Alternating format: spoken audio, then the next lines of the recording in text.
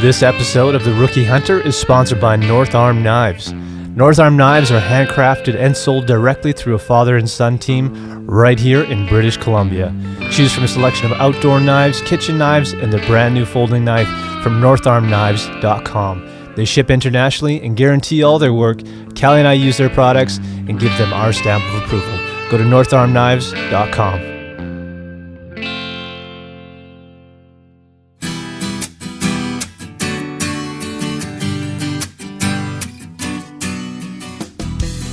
Hey guys, welcome to episode 47 of Rookie Hunter. This episode is all about our trip up north. We were in the Rockies in northern British Columbia. Had an awesome time, and you're going to hear all about it. So we hope you enjoy this one. Before I get too far into my intro here, I want to dedicate this episode to Michael from Coquitlam and Byron from 108 Mile Ranch in British Columbia.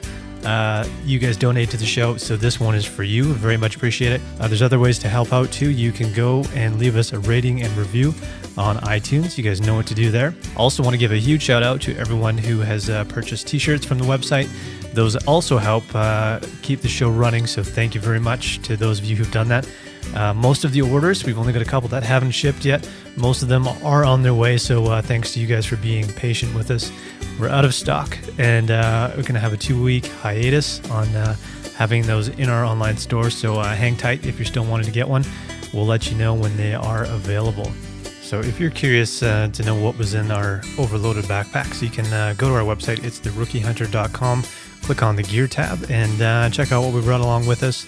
Lots of good information up on the website right now, and we're always updating it, so be sure to check back. Again, that's theRookieHunter.com. You can also send us emails through the website. Make sure to check that out and keep in touch. Let us know how your season's going. So let's get into this episode. You know what to do. Sit back, relax, crack a cold beer, and enjoy episode 47 from Northern BC.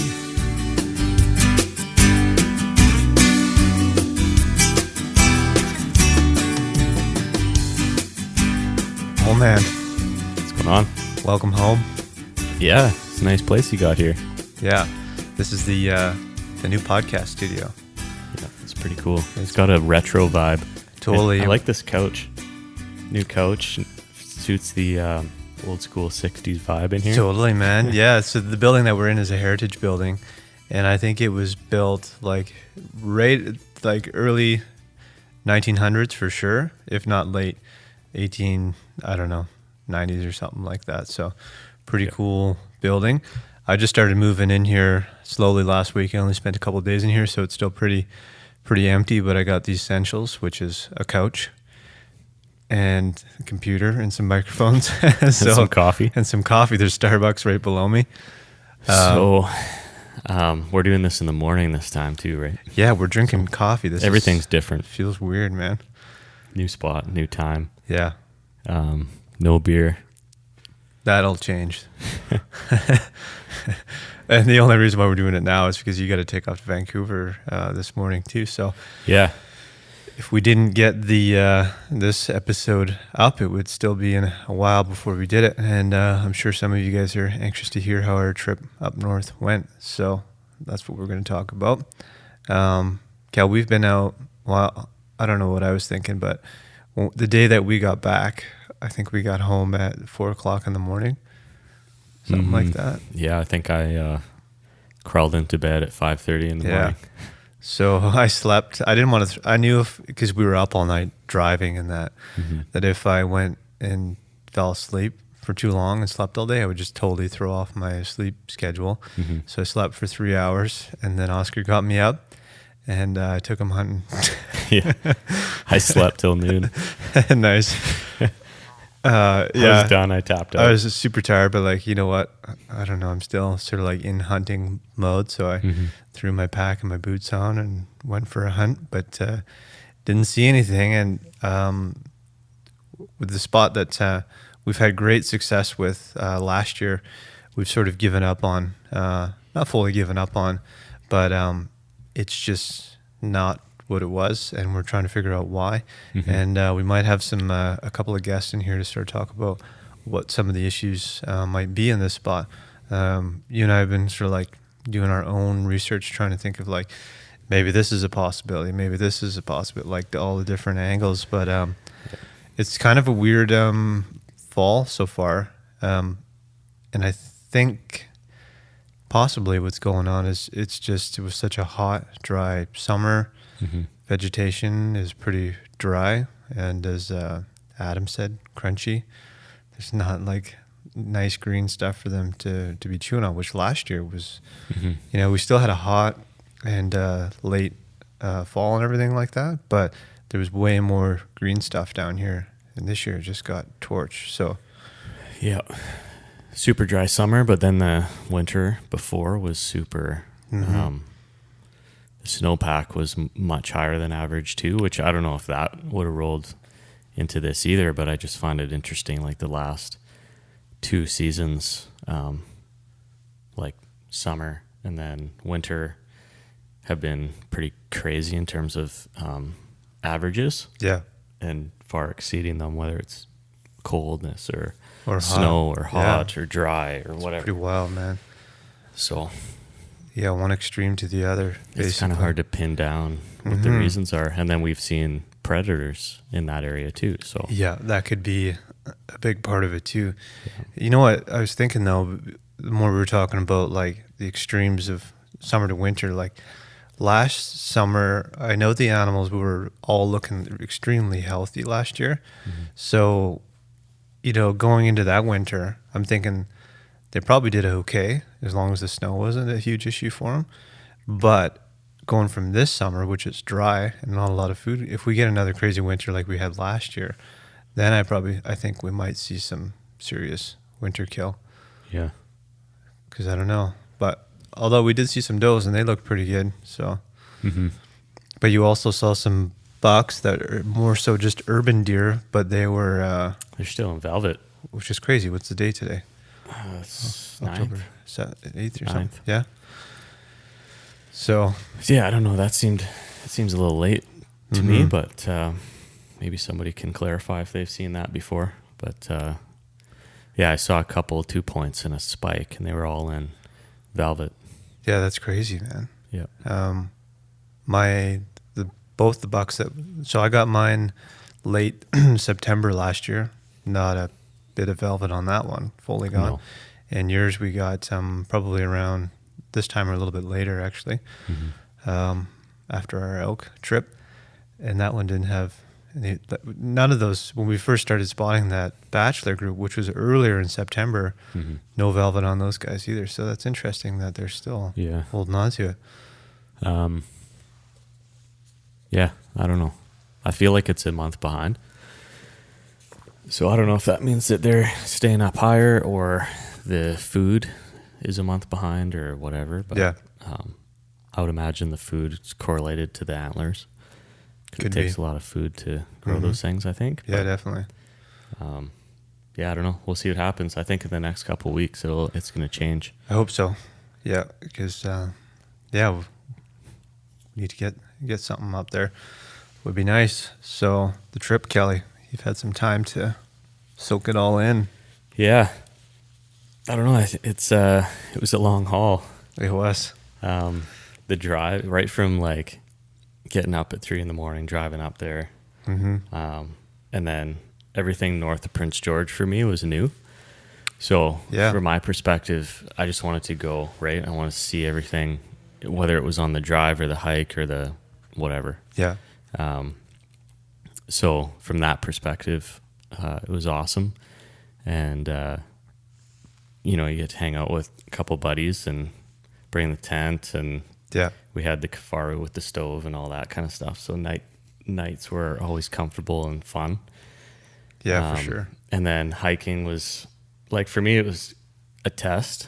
Yeah. Like, mentally and physically.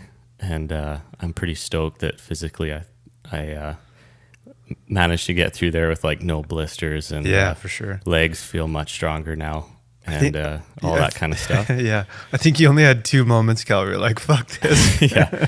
I had a couple where... And they quickly passed too. It was just like going up steep shit where you're like, oh man, if we had an animal, this and that's what it was. It was kind of like, I was always thinking ahead of like, okay, I'm this is almost killing me. right now, like climbing up this thing in the amount of time, right? Because Yeah. you're kind of like a mountain goat. Like you just start at the bottom and then you go to the top. Whereas I kind of like go up a ways and then I'll take a little break and then I Right. go up a ways. So I kind of let you do your thing now and then I kind of do my thing, Yeah. which is all good. We kind of end up there around the same time, but I just find those 10-second breathers once in a while just kind of puts you back at a benchmark. Right. It reduces your heart rate a bit. Yeah, for sure. But yeah, we as I'm doing that, it's not necessarily that moment. Like I'm like, oh, this is fun and getting some good exercise. But I'm thinking about, well, what happens if I had a moose? Yeah. And I had to do this like 3 to 6 times, right? Then it's starting to get inside my head, and I'm Right. like, screw this. I'm not getting a moose down here. Moose is a big animal. Elk, I probably would have. Right. But yeah, mentally I was setting boundaries along the map. For sure. I would go this far and get a moose. I'd Yeah. go that far and get an elk and blah, blah, blah. Yeah. So, Yeah. I was setting those too, but I know I would break them. yeah, no. And my thought is I was like, well, yeah, it's definitely going to suck if we have to pack this thing out for like a few kilometers. Yeah. It's definitely going to hurt for a few days, but the reward far exceeds the grueling effort. Yeah. But it would definitely suck though. Oh, yeah. Big Even time. just bringing the head out on a moose would be Oh, horrendous, but I'm sure we'd come up with some ways of doing it. And we still had time, even on our last day. Like we could have set up the tent, pretty close to the truck and make a couple trips here and there, kind of take it easy in that. But yeah, it definitely would suck. for sure. Elk would have been okay. We've done that before. But, it depends on the size of the moose too. So some of those are just monstrous. If it was that cow we saw, which we couldn't shoot, that would have been all right. Yeah, probably. Yeah. Any other takeaways? No, just a test mentally too. Yeah. I'm always thinking about the bears. We've talked about it on the show. So we were walking straight into a big river valley, and that's like a super highway for grizzly bears. Yeah. There's tracks everywhere. For everything. Yeah, And obviously we saw it's some COs that said that the outfitter was mentioning there's bears all over the place. So, grizzly me a tracks the while. size of dinner plates. yeah. But So by the second or the final 2 nights that we were there, I don't think you were thinking about them at all. no, I wasn't. Yeah. It kind of like pushed through that. And I was pushing through it like during the first, second, third day Yeah, too. yeah. But like, it was in the back of my mind for sure. And it almost like interferes with how much fun you can have. Right. But try to like push that out and just enjoy the scenery. And Yeah, for sure. if something's going to happen, something's going to happen. But I mean, we got bear spray and guns and everything else too. Right. Yeah. So, the one thing is like from a bear perspective, I kind of appreciate that if you get into a situation with one, there's a chance that it's going to be like looking at you from afar, Yeah. but there's also a chance that it's just going to be a rumbling bush and then you just don't even see what hits you. Right. So on the one hand, I don't think a gun is really the best line of defense. So we had some bear spray on us too, just in case we need a quicker. Yeah, I think it was Ryan Callahan who was saying like bear spray is actually more effective than the rifle is going to be, which makes sense. Yeah. So, I always sort of had that close, especially in the tent. I don't really like rifles being around and all that kind of shit because I'm more afraid of getting shot than actually getting attacked by a bear. And, if someone wakes up and they're groggy and they heard something fall off, into the creek, like we heard rocks falling in that one night that, kind of spook you a little bit.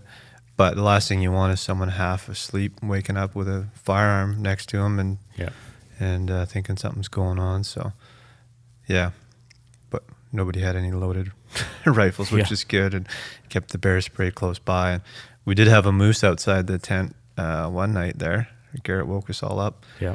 So that gets your heart racing a little bit. You hear something splashing around behind you, and For sure. and that. But yeah, so it was all good. But yeah, you definitely have to be bear conscious, but it's good if it doesn't interfere with having fun. And I think that's part of it, especially for people who are more concerned about it, like you you are, I guess, that you just got to get out there and do it, right?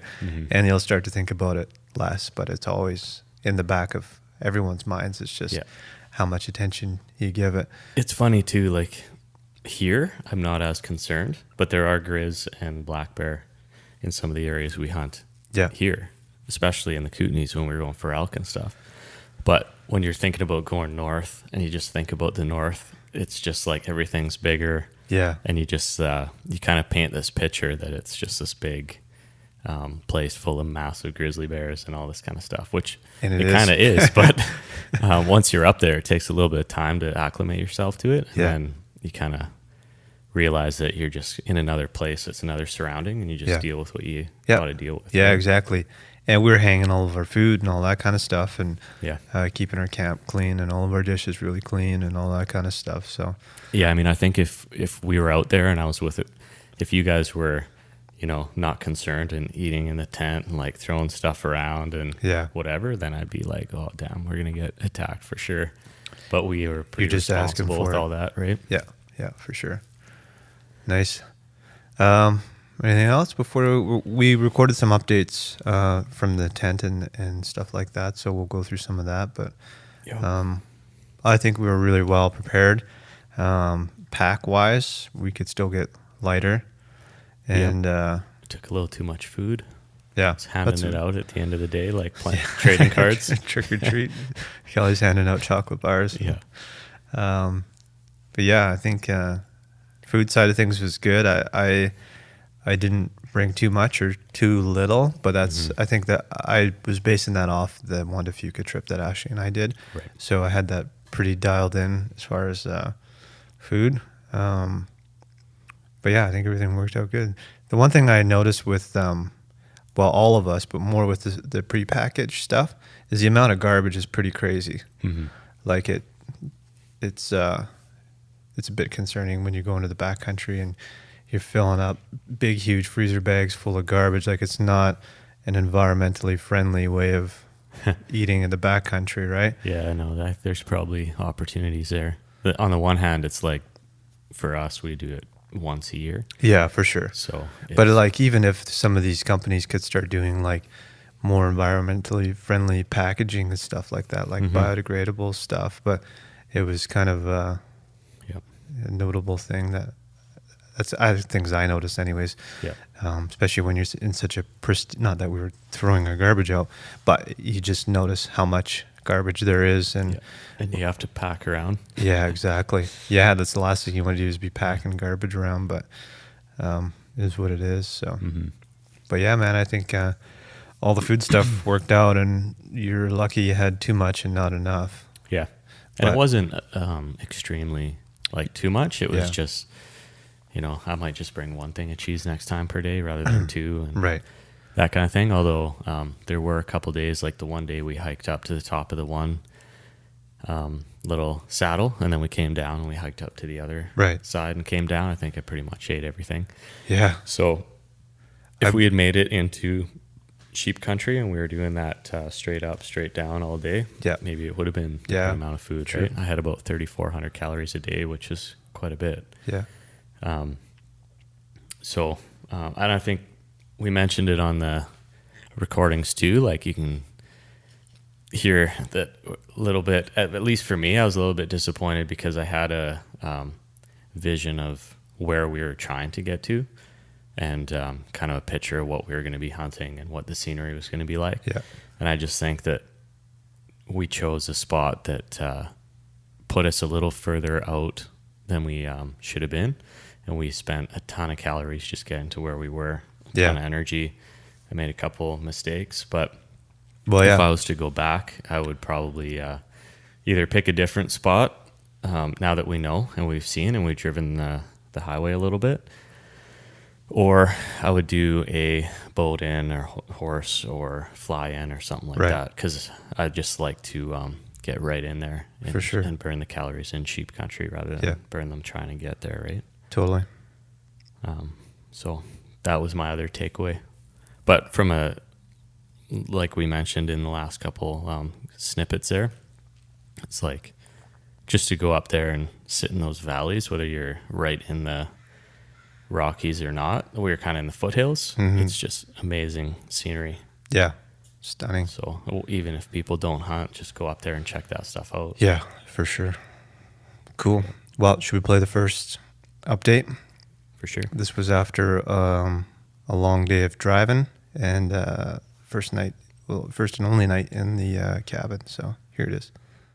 Well, this is day one, I guess, right? Should we call this day one? This was a travel day. Day one was an intense travel day. Yeah. So I don't think I've driven that far in my life in one day. No. We departed Kelowna at 3 a.m. Well, you guys you picked me up at just after 3. So you guys left probably, what, 2? Quarter to 3. Quarter to 3? Woke up at 2:30. Yeah.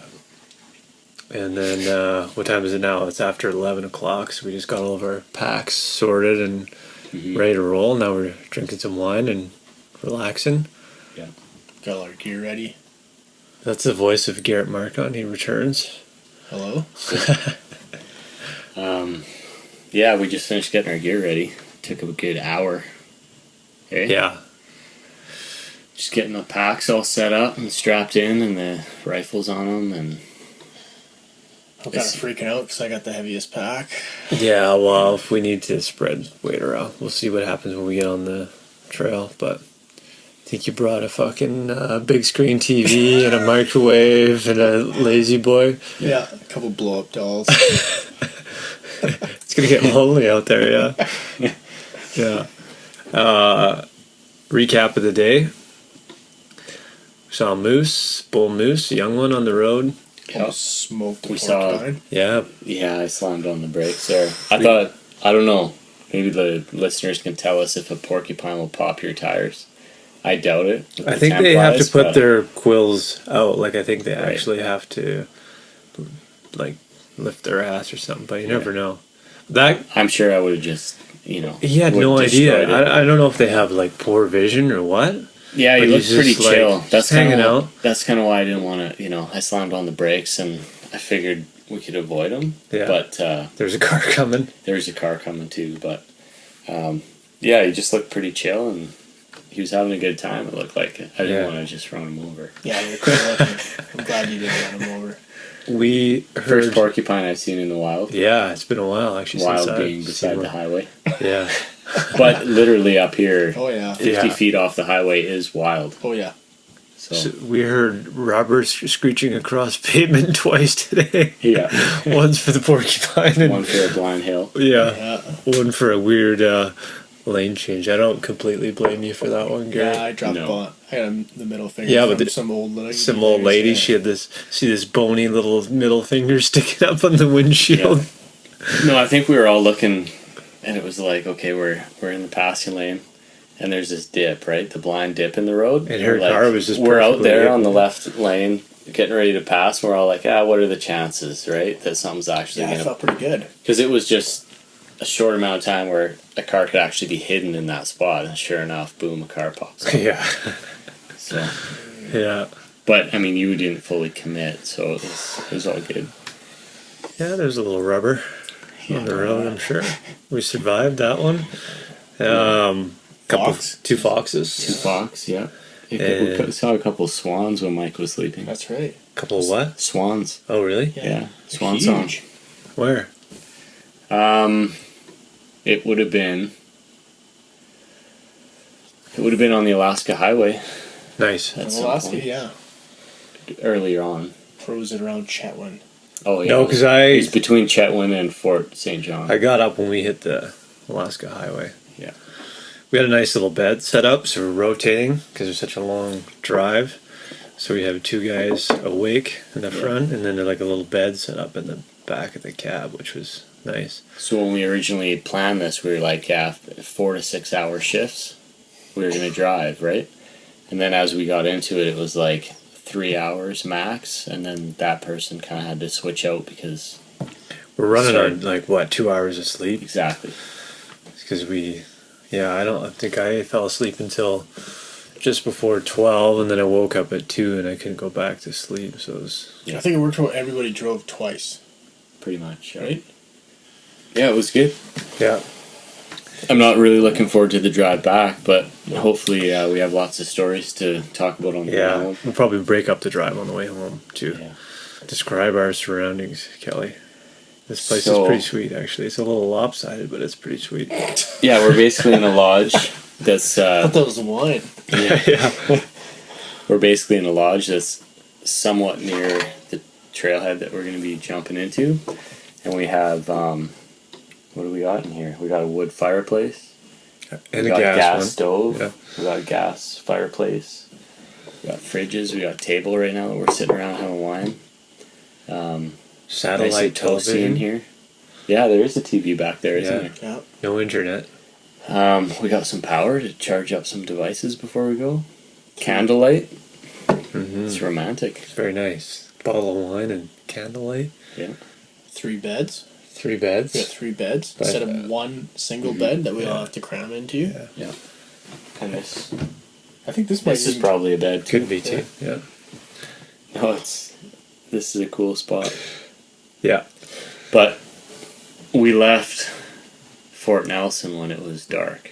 Mm-hmm. So we didn't really get the scenery coming in. Right. So I have a feeling tomorrow when we wake up, Yeah. hike into where we're going, it's gonna be I'm sure as soon as we wake up and go out the front door of our cabin, it's gonna be nice. And we got a little taste of driving through the Rockies, kind of southern. Yeah. There's a little bit of snow in there, so it's Yeah. So we know there's gonna be snow yeah. on the top thirds of those mountains at least. Mm-hmm. Right? So you thinking maybe the sheep are gonna be pushed down a little bit? Hopefully, yeah. Maybe in the timber a bit? That's think how we we- got lucky with the elk hunt last year. Was Yeah. snow worked to our advantage. I think Mhm. pushed everything down and pushed us down, and Yeah. boom. With sheep, it could be tough though. Like, I All kind of feel depends on like if what's you been know they're going at on the up here. top, it's a smaller area to hunt, right? But Yeah. as they come down, the area spread just out, spreads yeah. out. So they could hide in the timber, and Exactly. but at on the same token, the first day we hike out there, we could find a band of rams just sitting in the timber somewhere, and I think we got to be hunting like as soon as we get out there. Although you can't shoot within a kilometer of the highway, but Yeah. once we pass that point, then obviously anything on. can happen. I think based on the snow and the weather, and it's cold up here compared to Kelowna. It's not bad. It's just like we're not really Climate dressed. Yeah. Yeah, well, but like, what do you think the temperature difference is? Like at least 5 degrees Celsius. you know what, man? It was when I got up. I got up around 6 a couple days ago in Kelowna, and it was 2 degrees, which is about the same as what it's dropping down to up here. Mhm. So it's not that far off. It just happens to be that we're out right now, and Yeah, the wind's got a bit more of a fall cold A little bite to it. Yeah. northern. Yeah. Lots Light. of construction there, so we've seen the bugs outside the windows, so we're kind of hoping that Yeah. the Kill 'em cold all. will kill them. Mm-hmm. Yeah. We saw some mule deer. Yeah. Did we It's say quite. that already? No, yeah, no. What else? Actually, we've seen a few mule deer. Quite Yeah. a few. Yeah. We grabbed They some- have their winter coats, yeah. silver gray, Yeah. as opposed to the Okanagan. They're still brown, kind of patchy. Yeah. So the whole day we've been eating top-notch meals. We started Denny's? up Denny's breakfast, Yeah. and then Tim American Hortons Slam. coffee before Tim that. Hortons coffee. Yeah, Yeah. we all had the American Slam, and then topped Subway. up- Subway, that's right. Yeah, And then Domino's. Domino's in Fort Nelson. I don't feel bad though, because I think we're gonna lose one. Yeah, I don't feel bad. I don't feel bad. I'm like, I'm gonna treat myself to this crap. Yeah, I'm just worried about explosive shit on the trail tomorrow, but we'll see what happens. yeah. I mean, you don't. You Wanna, just gotta embrace it. Gotta take the cap off first. yeah, Yeah. yeah. You don't want to scare the 20 animals hours away. of driving will do that to you. And then a couple of beers and some wine. to Couple top of beers, off the night. yeah. Yeah, a couple of beers. We still have a 6-pack in the fridge, too. Yeah, Ooh, you better drink that. red stripe. I'm not packing that in. Yeah, don't drink that. We'll drink Yeah. that. Whatever. We sleep in tomorrow. I'm okay. Well, yeah. Well, I think our plan is to sleep till 7 because we don't know where the trailhead is. There's a little restaurant here, and apparently they make good cinnamon buns. We'll have a Yeah. coffee and something to eat. Yeah, Get some and info. I think we will. I think it's going to be pretty clear.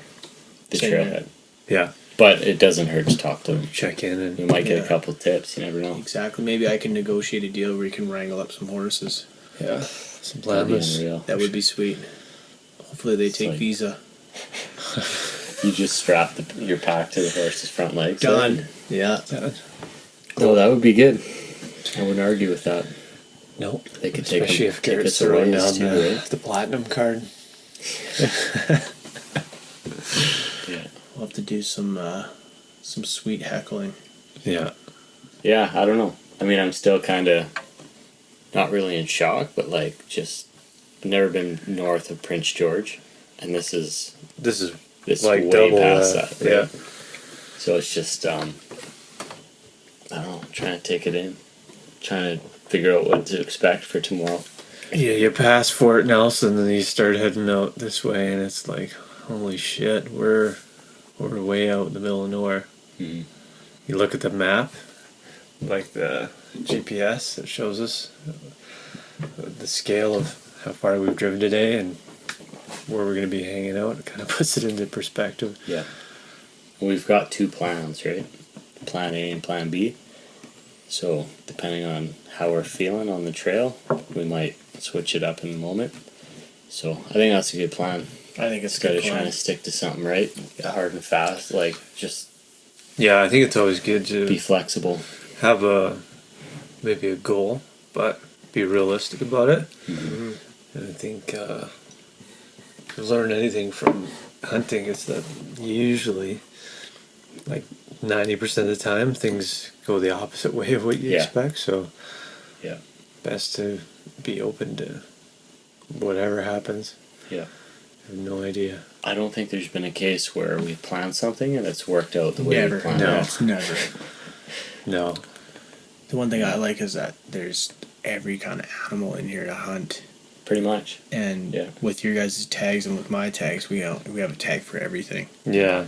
So Caribou, moose, elk, goat, sheep, mule deer, mule deer, that's a lot. Ptarmigan. ptarmigan. So we brought slingshots, right? Yeah. I'm thinking we should just bring one slingshot. It'll save more weight. How much does a slingshot weigh? I mean, I mean- feel like it's perfect ammo to hackle the other guy and he misses and you hit him. Yeah. If we could do like the same thing when we did the elk hunt, like you shoot. Yeah. If you want to do that, we can do that. Bring one, or you want to just.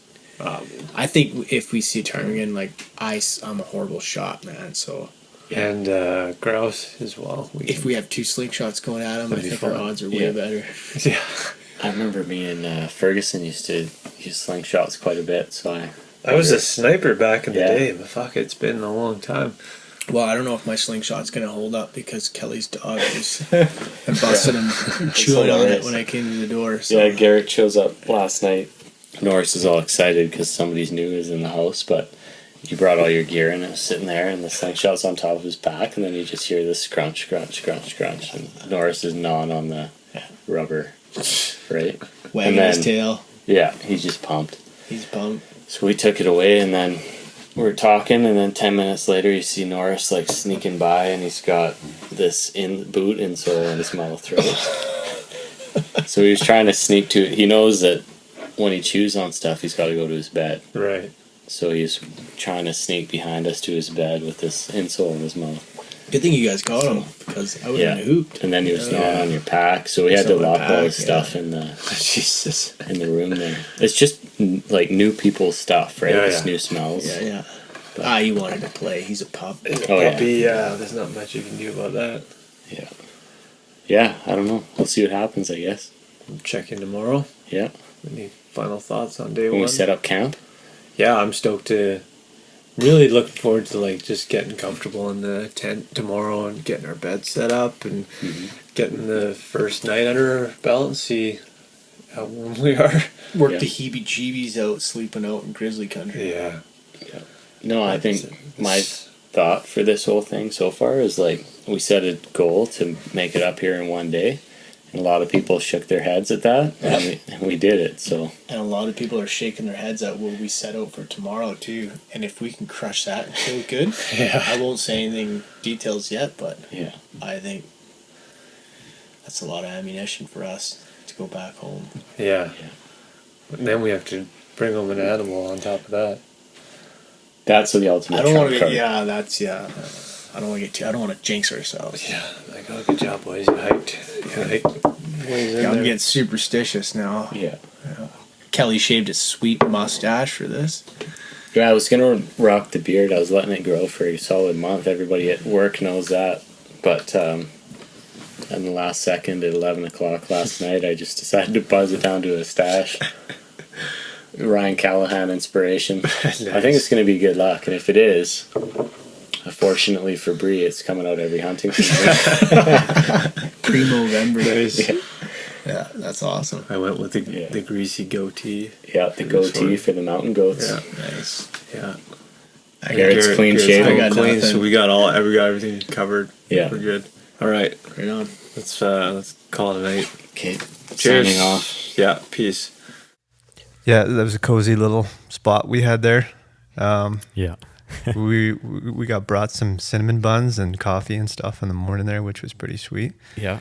And then hopped into the truck, headed out. We never did double check that map book that you had, but I'm 100% sure that there's a typo on the mile marker. Yeah. There's I think it was a 0 that should have been an 8 or something, or vice versa. Yep. It definitely messed with us that first morning. We actually went to a couple different trail heads and hiked into one quite a ways and then decided to turn back because it didn't seem right. Yeah. And it wasn't. We ended up moving down a little ways and went into another one, which we kind of missed that trailhead too. Yeah. That was kind of the start of the first day's problems. Yeah. So this next update that we're going to give you is actually the morning after our first night of camp, basically. So in here, I think we explain the error that we made. Mm-hmm. And later, when we came out of the trail, we sort of figured out what we did wrong, but we'll come back to that. So here's update number 2. Day 3. Morning of day 3. Cal, how did the trek treat you yesterday? Kind of kicks your ass a little bit, but I don't know. I don't feel too bad. I haven't stood up yet. Yeah. Taping up my toes today, just because when you're walking on river rock and stuff, just your feet move in mysterious ways. Yeah, especially when you're crawling up the river on the rocks and trailblazing. Yeah. Where's the trail? Yeah, we're not sure. So we know where we are, which is good. But we lost the horse trail. Well, we're following. It seems like some guys. Obviously, there's the main trail, which we're not on right now. And some guys choose to just follow the riverbed. We followed the horse tracks that were following the riverbed, and made for a long day yesterday. So we should have hung a right, and we hung a left. The map that we have is not that clear. The way it showed it wasn't really adding up, I guess. But we're just taking a much longer route, and hoping within the next couple kilometers of the river here that we'll be back onto the horse trail, which will be nice because we lost quite a bit of time yesterday for a few reasons. One, finding the trailhead was tricky. The map book that we have seemed to say it was going to be, actually there's a typo in it. The 0 should have been an 8 as far as mile markers. I think there's You think? a lot of weird things happening there. Yeah, there's something weird with it. Anyways, there was a couple of trailheads. The first one wasn't the right one, even though it actually said the name of it. There's no maps on their trail signs, which is also interesting. So we headed back down the road to the actual one, where we saw a bunch of horse trailers and stuff parked there, and that's kind of got on the horse trail and made the wrong turn. I'm not even quite certain if that's the actual starting point. No, it is for sure. I'll Yeah? show you the map. Yeah. So, yeah, because when we got to the creek bed, the horse tracks just disappeared, and that's what kind of screwed us over too, right? We weren't totally confident in which way they went, Yeah. but it seemed like if we were to hang a right, it was quite a ways to get around this mountain, which Yeah. is this one, which must be the way, right? We just had to go through with it. Yeah. Instead, we ended up going all the way around the backside. Yeah. Like I said, which is fine because we've done enough Google Maps that we know the area and where we're trying to get. But Where we are. yeah. I don't- I'm We lost, saw a but- guy with a 6-point elk down. Yeah. On the way. So those guys weren't too far from the trailhead either. So there's tracks everywhere. They were helpful. Yeah. Moose, elk, grizzly bear tracks right behind the tent actually. How many creek crossings did we do? I did You did one more than one more, those. but Yeah. Well, 2 if you count the return. and the water's I can't believe how fucking cold that was. yeah. I seriously lost the feeling in my fucking ankles. It's crazy because your feet are swollen a little bit when you take your boots off, right? Just from being crammed in there. But when you go across that water, it's like, when you go to Sparkling Hill or like a spa like that, and you walk through the hot part and then the cold part. I don't Yeah. know how many places have that, but it's for circulation. right? Yeah. I felt great after I got out. Yeah, I'm of sure it. it's good for you, but while you're standing in there, it like burns, man. It's like it's intense. Yeah, like once your feeling comes back in your feet and you're nice and dry and walking, and they feel Yeah, it they feels feel good. awesome. But in the moment, it's rough. So I think it's just a little after 6 right now. We're just having coffee. Had a pretty good rest. I don't know about you guys. Not bad. Yeah, it was good. I woke up at 2:30 and kind of flipped around till 4, and then Yeah. I just passed out again. We went to bed pretty early, so I'm sure that's kind of why we all woke up. What time did we go to bed at? I think it was only like 7 or 8. Perfect. Yeah, I'm okay which with explains why I woke up at 2:30. Yeah, exactly. Sent a couple messages out with the DeLorme, and it worked great. Yeah, they know we're alive. Yep. More successful than the last time we tried to use it. Definitely. that. This is nice, man. We got all our gear in here. Everything. Yeah, we got a nice little pile of. We found just a little standing snag. Chopped up some nice chunks of wood for the Kifaru stove. That Wyoming saw you have is the greatest thing.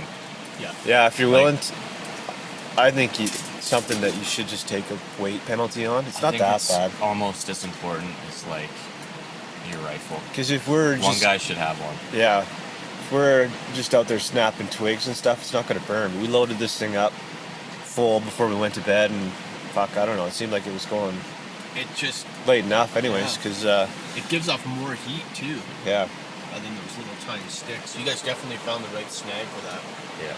And that saw just creamed through the fucking thing. So oh yeah, yeah. It's Kelly great. cuts 2, takes break, Mike cuts 2, and then I cut 2, and then you got firewood, and we have more than enough firewood, and that didn't take us how long? Not that long. Not even. I wouldn't even say I an was hour. just while you guys were setting all this shit up, I was sawing away, which Yeah. everyone's got a job. Camp goes up pretty quick, and then firewood's ready, and Yeah. We all have 3 different fire starters. yeah. I've got the paste. You've got the I just brought one of those, but compressed sawdust. Yeah. And then Kelly's got the tablets. Is that what they are, Kel? Yeah. Yeah, they're white. You're supposed to shave off pieces of them, but yeah, I just tossed the thing in, lit it, burnt my thumb a little bit, but I've actually- that thing it's a flame that shoots up about 6 inches. Nice. It just keeps burning, right? That's awesome. I got a little fire starter stick that I want to try. I think it's in the bottom of my pack, and it's like it's kind of soaked in that same wax, but it's a thick piece. You just shave some off, fire that up. We'll try that next time we. Yeah, let's try it. That's kind of the fun thing is just to be able to try some of this shit out. Yeah, that's what I want. Like, we know that disc works, so today I was like, let's see if this one works. Next time we'll see if yours works. Yeah. So Get good. some practice with it, right? Because you don't, when you really need it, you don't want to be hesitating. Like, I don't know how this is gonna work, or how small wood I need, or all that. yeah. Garrett's loading up still. Garrett, take this. I'm not that flexible. Here, I just want to kick over your coffee. Gotta do some morning yoga. But yeah, otherwise everything's good. I think we'll get to take a quick peek to see if the trail's running parallel to us right now. If we can't find it within a reasonable distance, we'll just keep following the river. It's a good color. And we're obviously moving camp. Trying to get further in. Yeah. We got a ways to go, man. Yeah, we got another long day ahead of us, I think. So hopefully it's less strenuous than yesterday. Yeah, just gotta find that trail. Yeah. All right. I think that's good. Cheers. Cheers. Cheers. All right. There you have it. So it wasn't too far after that camp, maybe a couple of kilometers, where we finally did hit the trail. And holy shit, was I ever happy to see that horse trail, Yeah. man. Fireball came out early. It totally did. I dropped my pack and pulled out some Fireball, and we celebrated finding the trail. Yeah. But camping on the river was kind of cool. It gave us a pretty good feel of what kind of animals were out there. We saw a ton of moose and elk tracks, and obviously, like we were already saying, grizzly bear tracks, wolf tracks. Everything is using that river as a travel corridor. Yeah. But interesting thing is, as we got further up the river, the tracks seemed to get a little older and less fresh. So I think a lot of the action was actually closer. To the road. Yeah. Yeah, I kind of felt like, and I've noticed this in other areas too. It seems like there's the animals that like to hang out closer to civilization, and then there seems to be like a bit of a dead space, and then there's all the animals that live way out there, right? Mm-hmm. And I don't know if I'm making that up, but kind of felt like that was Felt what like that. happening. Yeah. Like just the amount of tracks and stuff, and then nothing. And then, I mean, we got into some more moose territory. The further we got and the furthest we got, it turned into like moose snout country Yeah. again. Yeah, for sure. So, Yeah. So this next update was at our second camp, the day after we had set up there. So the day previous, we had another. It was a good hiking day, but again, more creek crossing, sort of being a bit more cautious about losing the trail, because as you head into the river, guys who are riding horses, they're all just kind of taking their own line because they know where the trail reconnects back after the river. So we zigzagging. so we were kind of, all taking different routes, like had our own thoughts on where the trail was going to start up again or what side of the river it was going to be on. So you waste a lot of time doing that sort of stuff. And you also waste a lot of time taking your boots off, because Yeah. there were kind of later on when we got in there a ways, the creek got a little shallower, the river got shallower. Yeah. And we crossed a few of them with just our boots and our gaiters. Yeah. But there were a ton of spots where we just weren't willing to risk getting our feet wet. So you take your boots off, you put your Crocs on, and then you go across.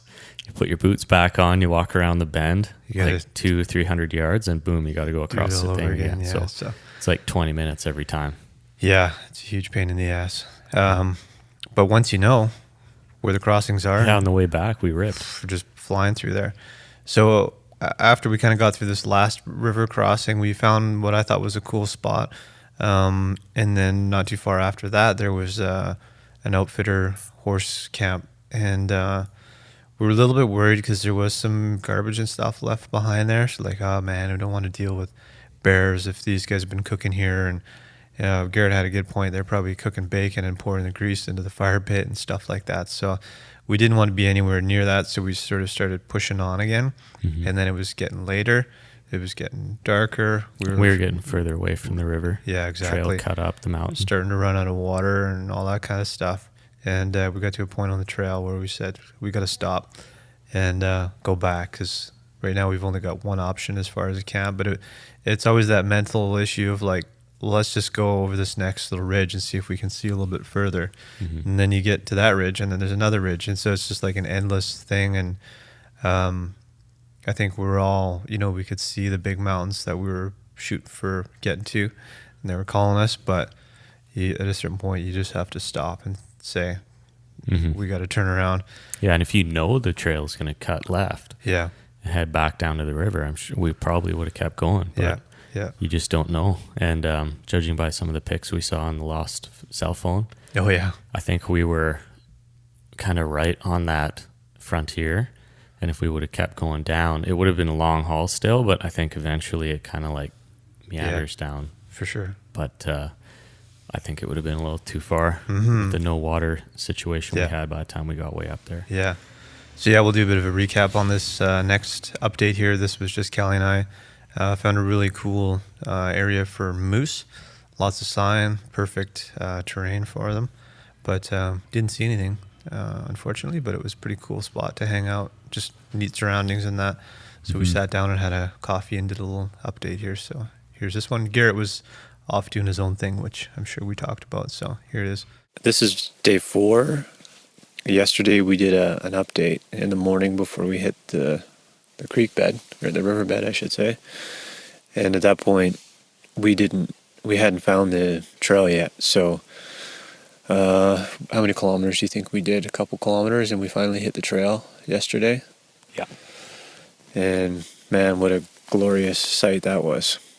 However, It's a beaten down trail. It's about a foot deep in the ground, eh? All the horses. yeah, we kind of got thrown off, as we mentioned, just by following some, like I don't know, lonesome horse that was kind of guided us into following the wrong bend of the river there. And I think some guys do follow the river up there, and they'll just hunt their way up to camp. Yeah. Especially But, with the horses. Yeah, so on foot was brutal. Yeah. It's tough walking on that riverbed stuff. Yeah, it is for sure. So we found the trail. We hiked pretty much all day. Multiple river crossings, which is something we thought maybe there'd be a few, but it was pretty consistent the whole way. Oh, yeah. And it eats up some time, so Yeah. we're burning lots of calories. And each time it seemed like we did a river crossing, it would eat up more time because we just stop and eat and Yeah. catch our breath for a while. So that, Well, there are certain points there where the river like split up because it's pretty low. yeah, And you do one river crossing because you follow the horse trail. And then you go up about 100 yards.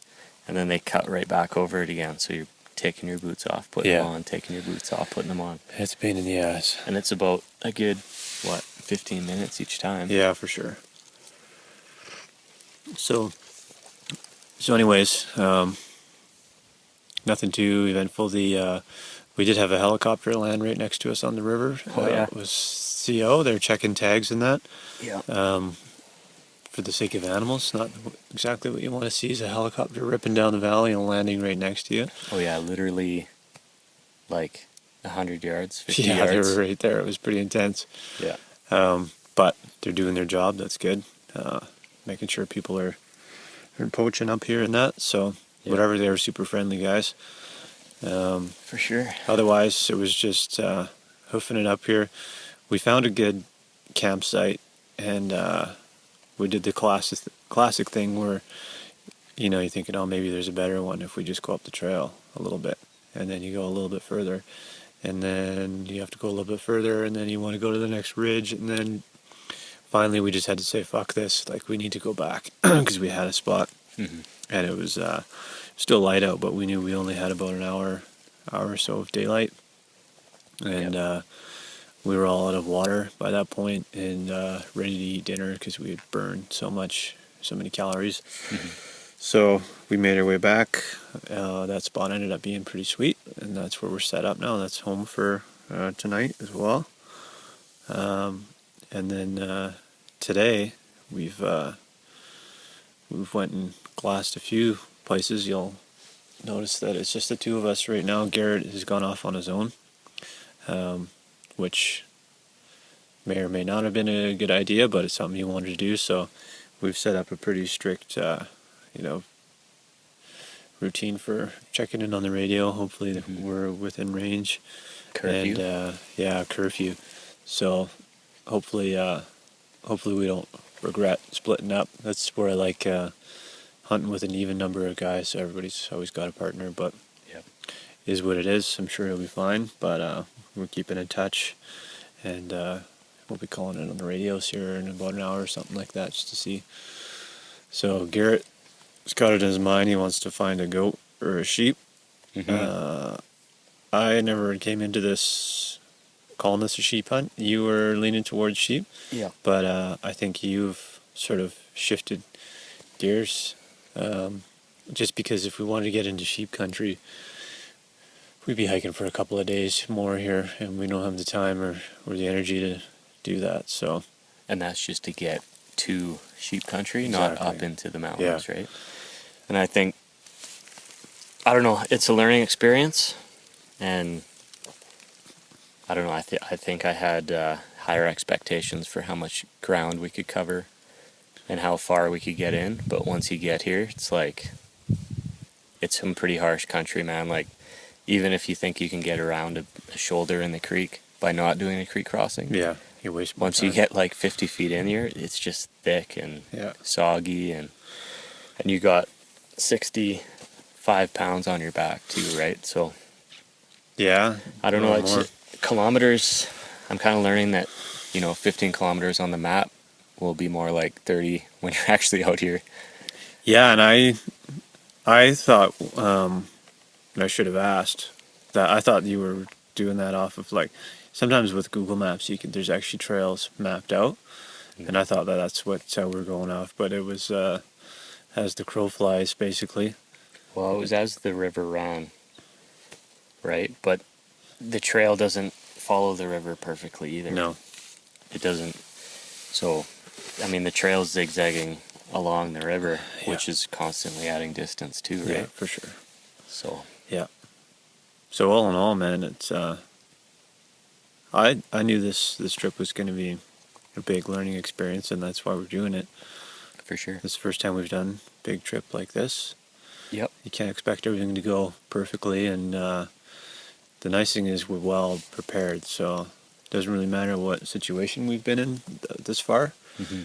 I just know fuck it, we'll just set up camp right here or whatever it might be. We've got enough food, you know what I mean? Like, Yeah. survival isn't an issue, it's just, No, it's just a little bit of disappointment for all of us, and realizing finally that maybe we weren't going to get into that sheep country without potentially blowing our timelines on this trip.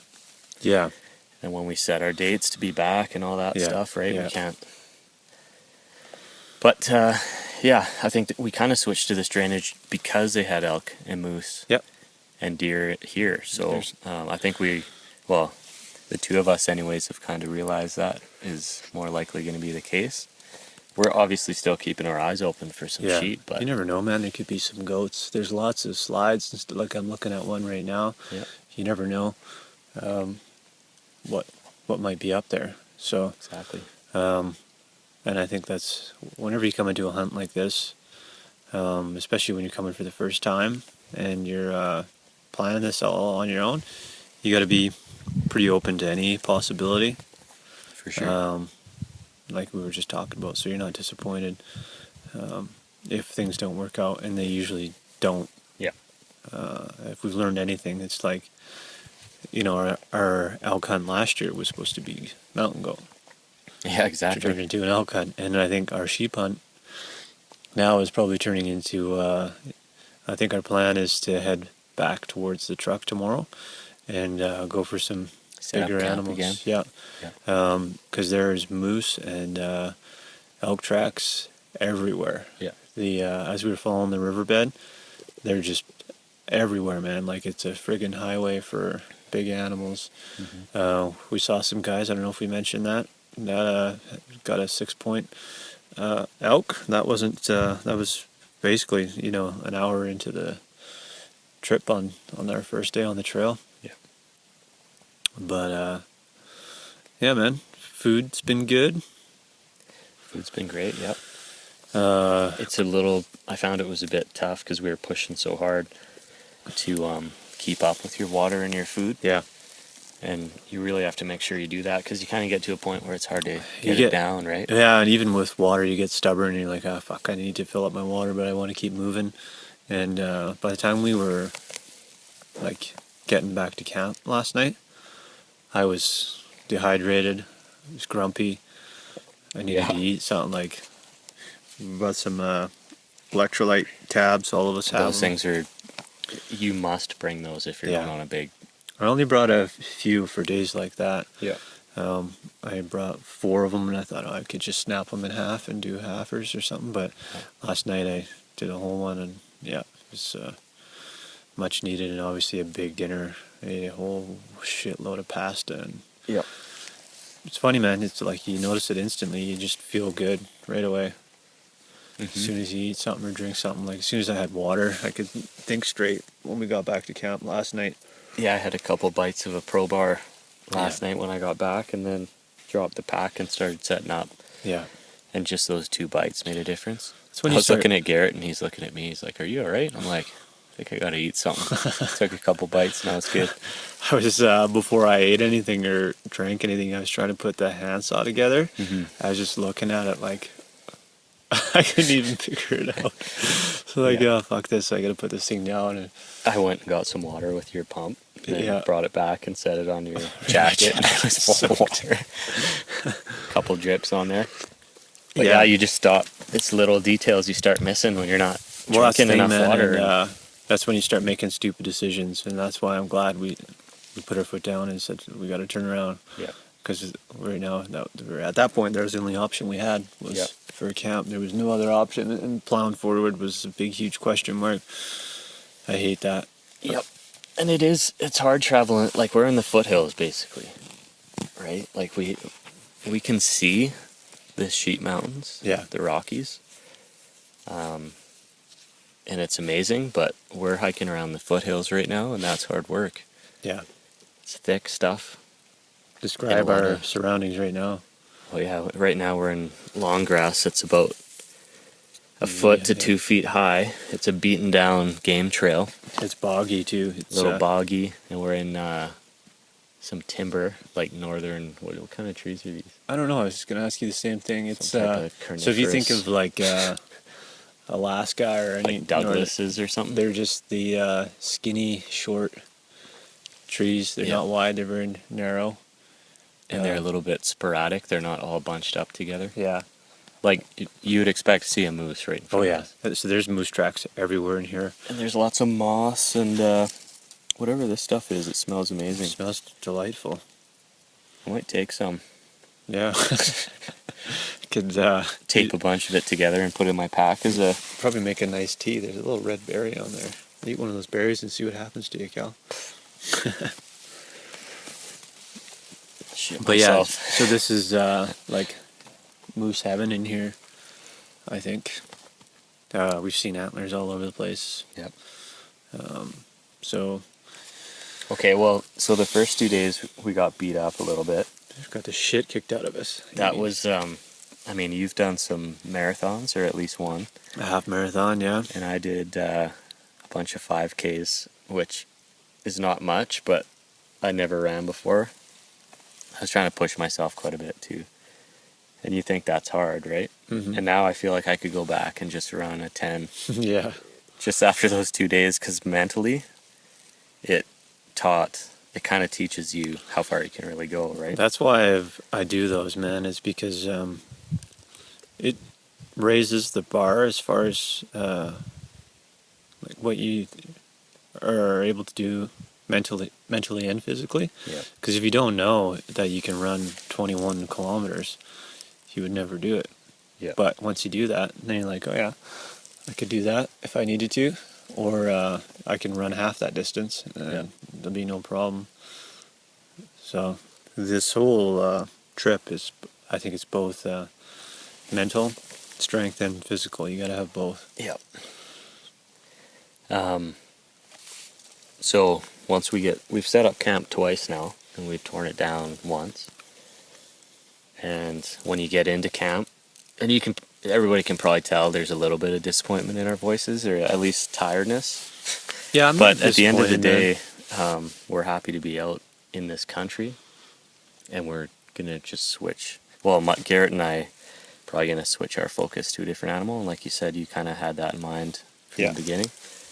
So that's the only thing I mean about disappointment. But as far as like being where we are, I'm not disappointed whatsoever in that, Yeah. in the general surroundings. We're in the middle of nowhere. It's beautiful. Yeah. And we're drinking coffee and tea. Mhm. Like, what else could you ask for, man? I'm just Yeah. trying to soak it all in. But yeah, once you get to camp, and you kind of get beat up that day with the pack and walking and all that. What do you think of the shelter and stuff? Oh, we got? man. Yeah, I was going to see if you want to talk about some of the gear. The Kafaru 8-man teepee with the stove Yeah. is unreal.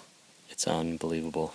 That instantly lifts your spirits, man. It doesn't even take that long to set up. No, it's super fast. And once you throw that thing up, and you throw some wood, we've been close to wood, and we have a Wyoming saw, so we can cut up a bunch of logs Nice big chunks. and huck them in there, and it's just like you feel like you're at home. You get some coffee going, Throw some Fireball in it. have a hot meal, instantly your spirits go through the roof Yeah. after that.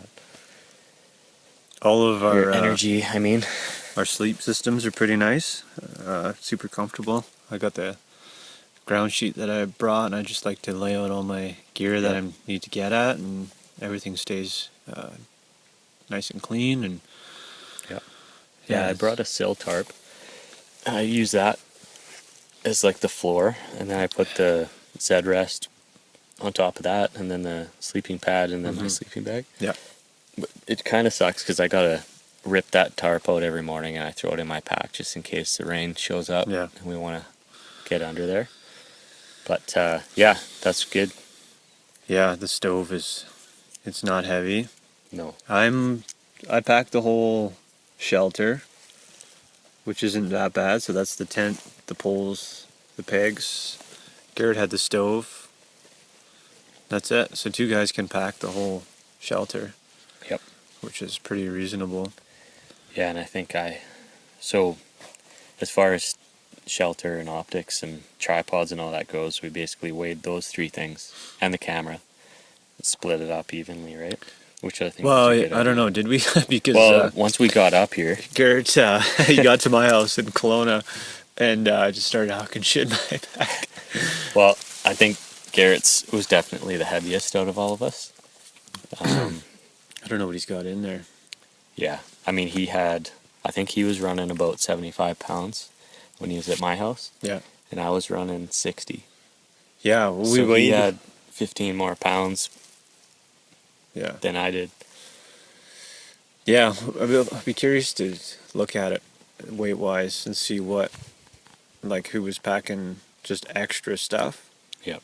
And what was I think distributed Garrett was evenly. packing extra stuff. But my pack with the rifle, when we weighed at the cabin there, was 75 pounds. Garrett was coming in at 80 without his rifle. I don't know what that rifle weighs, and I don't know what you were around. I think I was 75. I'm not sure. I think you were 70, but you didn't have your rifle on there either, so you're probably around the same. Yeah. But yeah, so not light packs, and it's nice to be eating food and killing some weight. We got about 12 pounds of food. What have you learned about the food situation? I've kind of learned that I might be taking too much. I Mine's haven't been. eaten my full bag once. Oh, really? No, I packed pretty. I don't know. I didn't bring a whole lot of extra stuff. I also haven't been finishing the mountain houses. Really? Like the big 2-serving ones. It's just, you got one for breakfast and one for dinner. But I might go for the Pro Pack or the singles next time. Oh, yeah, I think I'll keep making mine because with the rice, basically I cooked all the rice, laid it out because it's cooked, and you can look at it and be like, okay, I would eat this like on a normal dinner Yep. size, and then I would just add extra to that, and then threw it in the dehydrator, and then I weighed it all out to split into 2 meals, and did that for everything. So it Sweet. gave me a clear idea of what my dinners were going to look like, and Yep.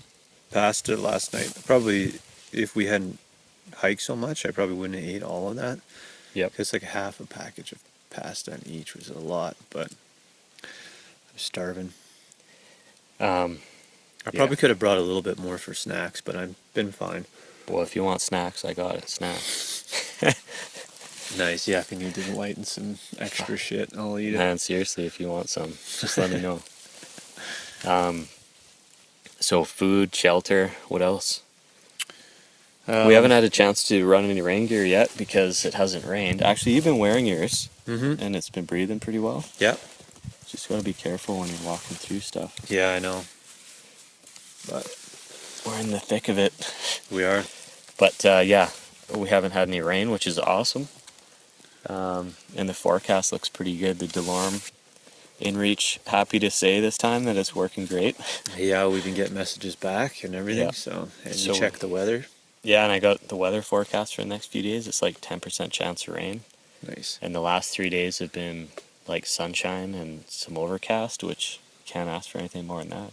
No. Yeah. Crocs were a good call. Oh yeah. Trekking poles. I thought the Crocs were going to be slippery, like walking through those. Me too. That's what I had read. And No problem. they weren't. They were sticky. Like the bottom of the Croc was sticking to Yeah. the rocks, and the my feet were sticking to the Crocs. So I thought it was great. And Yeah. the good thing about those is, if you do have to walk another 100 feet because you know a creek crossing's coming up, you're not gonna, like, it's a little bit of padding from those rocks, right? I don't Yeah. know if water shoes, you'd be kind of like your foot would be curving over those rocks and stuff walking through there, but Yeah, I don't know. Anyways, these are fine and they're light and they dry off so you can wear them at camp. That was the one thing. So I was reading quite a bit about creek crossings and shit like that. yeah. And kept coming across guys saying that they prefer water shoes, like Speedo ones or whatever. hmm And then the more I thought about it, I'm like, yeah, it seems like a good idea because they fit tight and everything like that. But I wanted to be able to wear something in camp, and those would probably still be wet by the time we got there. Exactly. So that's why I said, fuck it, I'm gonna get Crocs instead because they're dry. Like instantly, just bang the water off them. They pretty much repel it. Yeah. And then you can put your socks on too, Yeah. right? Yeah. So those we were all wearing gaiters. Another big plus because we were crossing creeks in our boots too. Yep. Um, What else do we have? I've got, trying to look around. we've got our dry bags up in a tree. Yeah. Those have been great. It's good for your food, your clothes, extra clothes. I've squeezed the air out of them and used them as a pillow Yeah. with some extra clothes. And then I've got one extra one that only weighs like 2 ounces for a 35-liter That's pretty sweet. dry bag from Sea to Summit. But I've been laying those out, and that's what I put my pack and stuff on in the tent. Anything like that where you can kind of lay it out as a floor, Yeah. don't underestimate that, because you can use it as an organization tool, right? Totally. Yeah. And it's amazing, like in a small space like that tent, how easily you can lose all your stuff. Yeah. Like you put your spoon down once, and then it takes you 2 hours to find it. So Yeah. you just gotta always be thinking about where you're putting your stuff, right? Not necessarily the easiest spot at the time to put it, but like am I gonna need this in the future, kind of thing. Yeah. Yeah, that's been my routine, and I think it's probably a good tip for other guys. It's like Yeah. we get it, we set up the tent, get the stove in there, and then start setting up our like sleep systems. I basically completely empty my pack, take out all the stuff I know I'm going to be using all night, put that all together, all the shit that I don't need, put it in my pack, put my pack off to the side, so you're not constantly going in and out, fucking rifling through shit and that. The key is just keeping organized, so you're not Exactly. wasting time and making a mess of all your gear. So What else do we have for anything gear? that you don't like? No, actually, I was extremely worried about my feet coming into this, because we went hunting a week before. I didn't use my liner socks, and I couldn't find my merinos, so I threw on some other, I don't even know what they were. And it was like 26 degrees out that day in Kelowna. I ended up giving myself blisters on both my heels. Yeah. So I had, 10 days, 14 days to get that all healed up. And I still had the circles from where they were, but they had just healed up in time. Nice. And then I threw my boots on, and that kind of got into my head, like, oh man, I hope this doesn't happen when I'm out there on the first day, Yeah. right? Yeah. Especially with this much weight.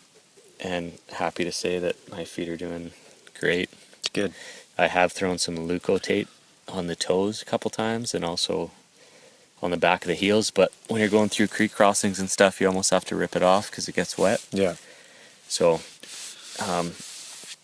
the Leukotape does make a big difference. Just stick a piece on your back of your heel and you're good to go. Yeah.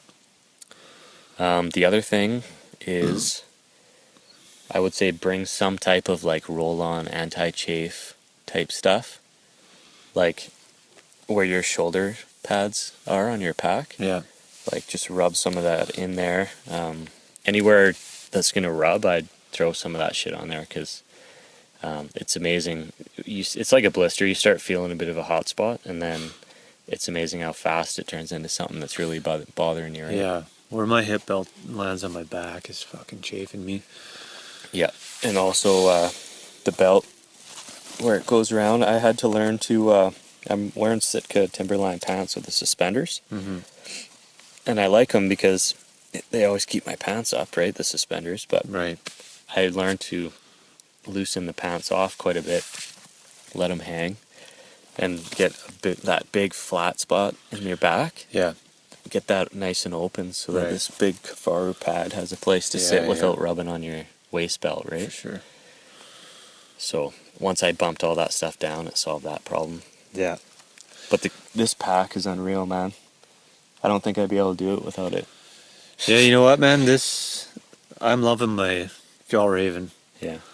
There's nothing. I'm surprised that thing's, you had a lot of weight in there. It's kicking ass, man. There's It's working, yeah. Like I say, it was 75 coming in. I've said this 100 times, but over 100 pounds of mule deer meat in there before. Mm-hmm. I've done all kinds of shit with this pack, and it's been great. And it's pretty Elk reasonable, meat. too. Oh yeah, man. It's the Abisco. It's a 75 liters. So if someone wants a pack that can handle just as much as this Kafaru and whatever gear it has there, Yeah. there's Nothing wrong with it, man. Nothing wrong with it at all. It's got a big pouch in the front, lots of room in the top, the hood on both sides, and it's great. Yeah. Highly recommend it. I love it, man. I was a little bit worried that it was because you guys upped the game in the backpack category. I'm like, fuck, now I gotta. But Yeah. no, it's totally fine. That's good.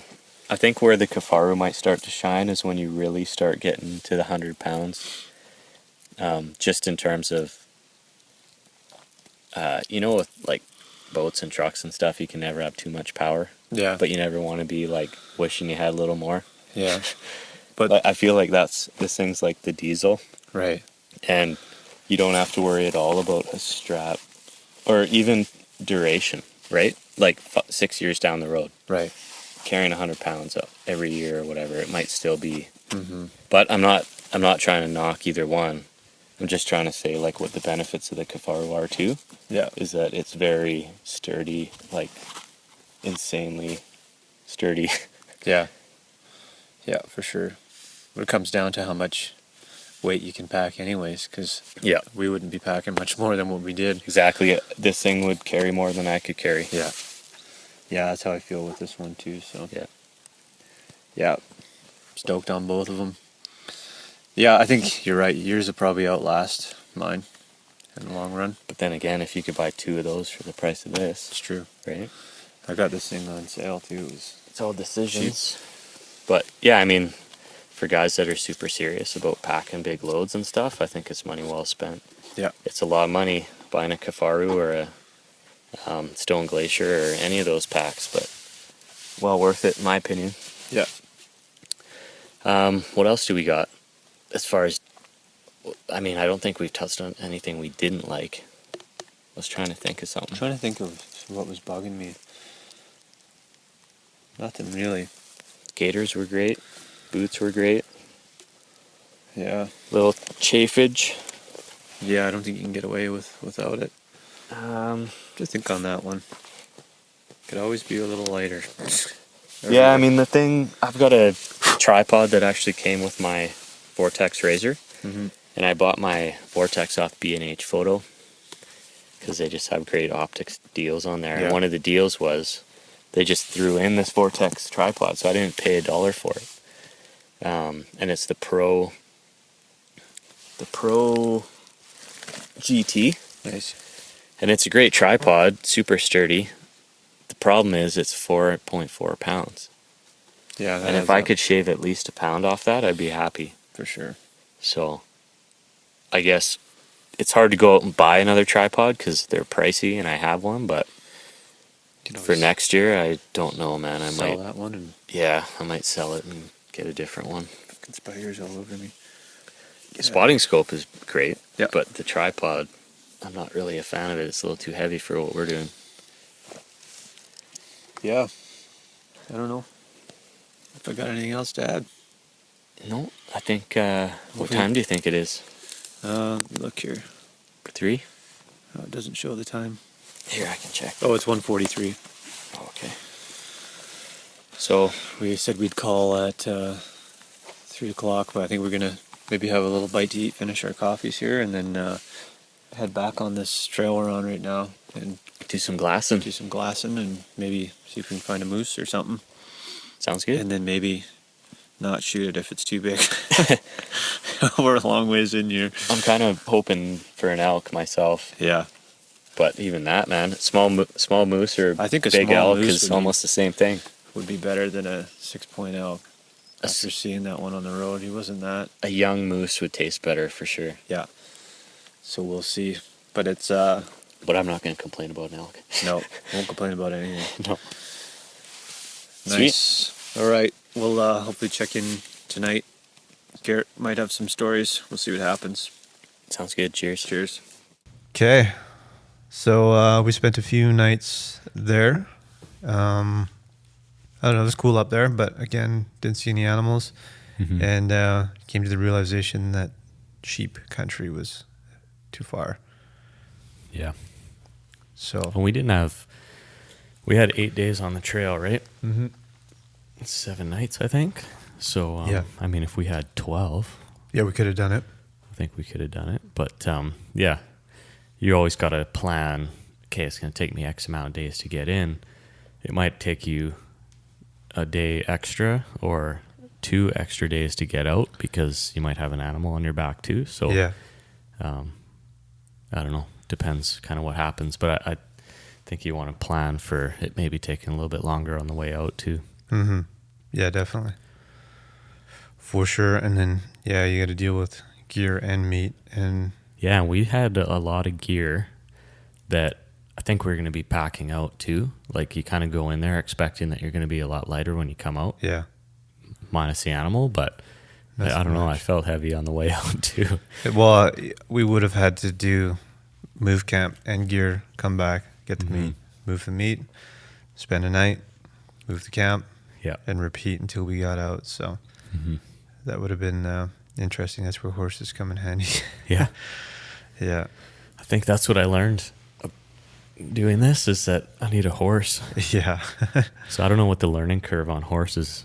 Maybe some people can write in and let us know. Yeah.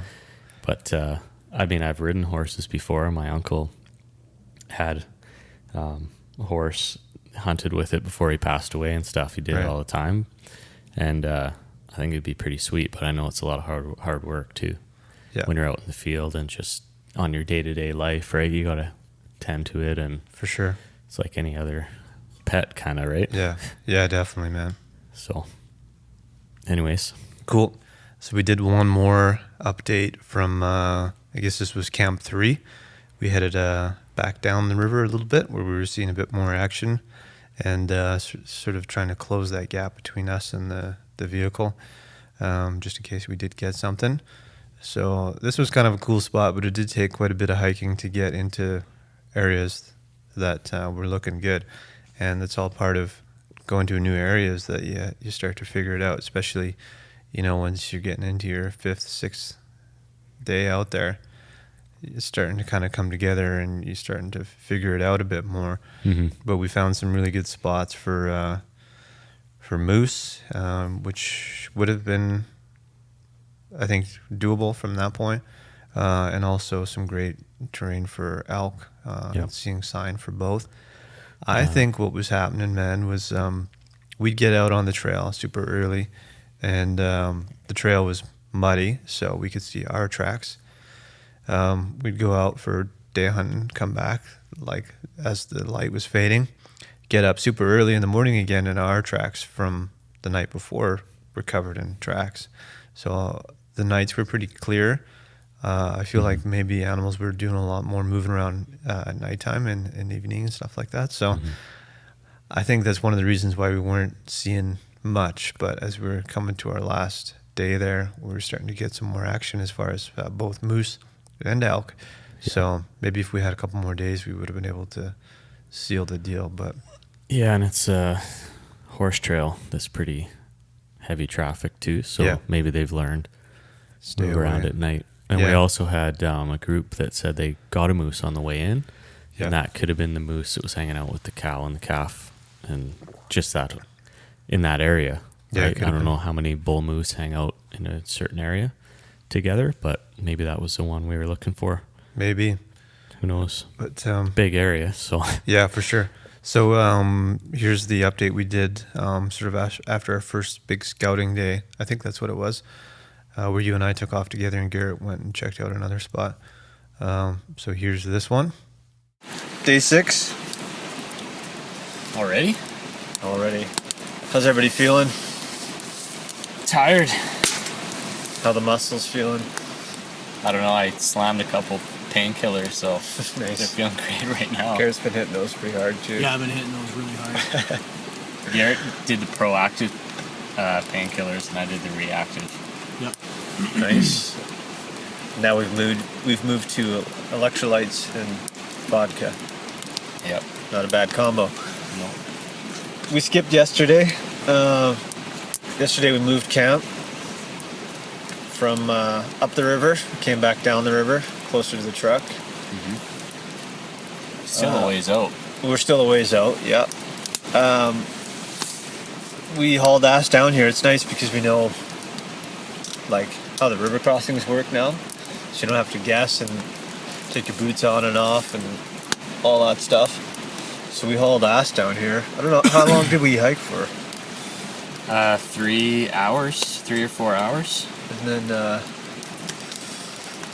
knew kind of what our destination was going to be. We got down here, tried to set up the tent, and the wind was just wailing through the river valley here, and you kept ripping the pegs out of the tent while we were trying to set it up. So Yeah, 2 different locations. So all the time we made up in our fast hike down here, we lost in trying to get a spot for the tent.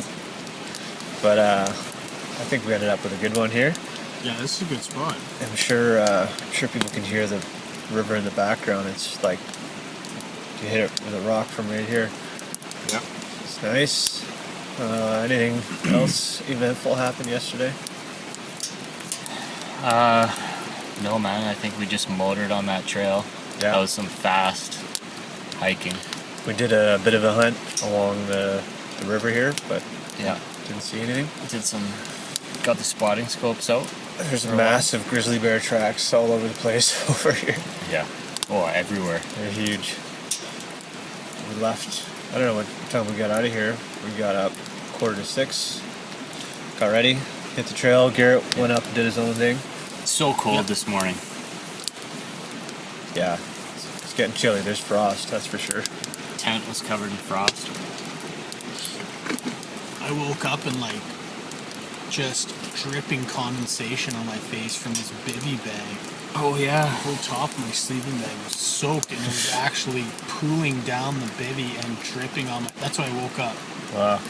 Dripping water on my face. And then you had to get up into the frosty Yeah. weather. How can you Yeah. avoid that from happening? You just got to crack it open, or? I don't know. After ever reading all that stuff, they said you want the. What's it called? Event? That stuff? Because Okay. it breathes the best. So that's what I went with. But I think it's just. It's one of those things you have to deal with. It could be because we got the stove in here too, right? And everything's kind of. Could be. I'm not sure. Yeah. Yeah, the stove's working good, but it's tough to find good trees to burn. Yeah, we've got a. What ends up being a nice wood once it's burning, but it's hard to get it going because we don't have an axe or anything to split these little guys either. But now we've got a nice mix of super dry logs and nice dense ones. So It's a good way to end the day. The stove is nice and warm. Then we got a little Primus lantern in the background. It's got a really soft light to it, so we can turn all our headlamps off. yeah, it's nice. Garrett, what'd you get up to up there today? I went for a hike, just to get up on a little bit of higher ground so I can glass different scenery and maybe spot something. Just left the camp and pretty much went west and then went up right up on the mountain ridge. And crazy thing was, I got up there and I got full cell phone service, so That's crazy. blew me away. My phone started buzzing, so Huh. gave my wife a call and talked to her. She was surprised too that I was calling. I could see where we camped and where we came in and Yeah. all that stuff. It was Nice. really cool perspective. Yeah, it kind of puts it all together, eh? Nice. Yeah. So it was good. Good hike. I feel Nice. good. Cool. Yeah, I think we were a couple mountains over. Yeah. And we hiked over the pass, and we could see the highway too. And I swear my phone beeped or it did something. Yeah, you did say that when we were up there, and mine's Yeah. just been in airplane mode, so I don't know. But yeah, it's pretty nice up there. I found on our hike that we hiked in the general direction of where the truck was, Yeah. and the logic being if we shoot a big animal like a moose or an elk, why not do it on the way to the truck if they're there, right? And when you guys had that conversation, I was going up there with the same kind of intentions. Like, Yeah. We shoot a big animal like that, at least it's at Yeah. en route to the road. Exactly. Yeah, that's smart. And we passed about 3 phases, right? Like Yeah. bottom level was kind of rough spruce grouse. Yeah. I don't know what you get a mix of animals down here at the riverbed, but the intermediate level we started getting into moose and bogs and beavers and all that kind of stuff. And then once we got to the top, it was like pure elk country with Yeah. birch trees and It's funny, man. It's almost like there's like a line in the ground almost. You can yeah, like physically see the change from moose country to elk country, and it's pretty cool, man. when we were up in elk country today, you saw a ptarmigan Yeah. up in the tree, and we tried to get it with a slingshot, but unsuccessful. Yeah. Well, we got a hit on it, but it's not hard enough, I guess. I don't know. There's thousands of trees in there, man. Yeah. We spent like We An hour were looking looking around around for that for a thing. long time because hit it pretty hard. There's like a big like feathers and stuff all over the place, and then when it flew away, it was just bouncing off of trees, like fly into one, fly into another, and then it sort of took off from there. And we looked everywhere, so it must have I'm surprised you guys were even able to hit it with a Oh, I it can't took hit anything with a slingshot. took a few Yeah. tries. Trust me. yeah,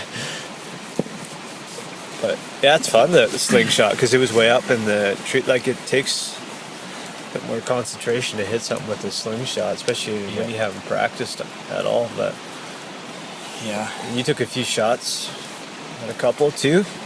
yeah. Man, that one you fired a rock right at that grouse there. It hit the branch. Hit the branch right in front of it, snapped the Oh, branch no way. off. It would have been yeah. a Kill good, shot. Eh? yeah, for sure.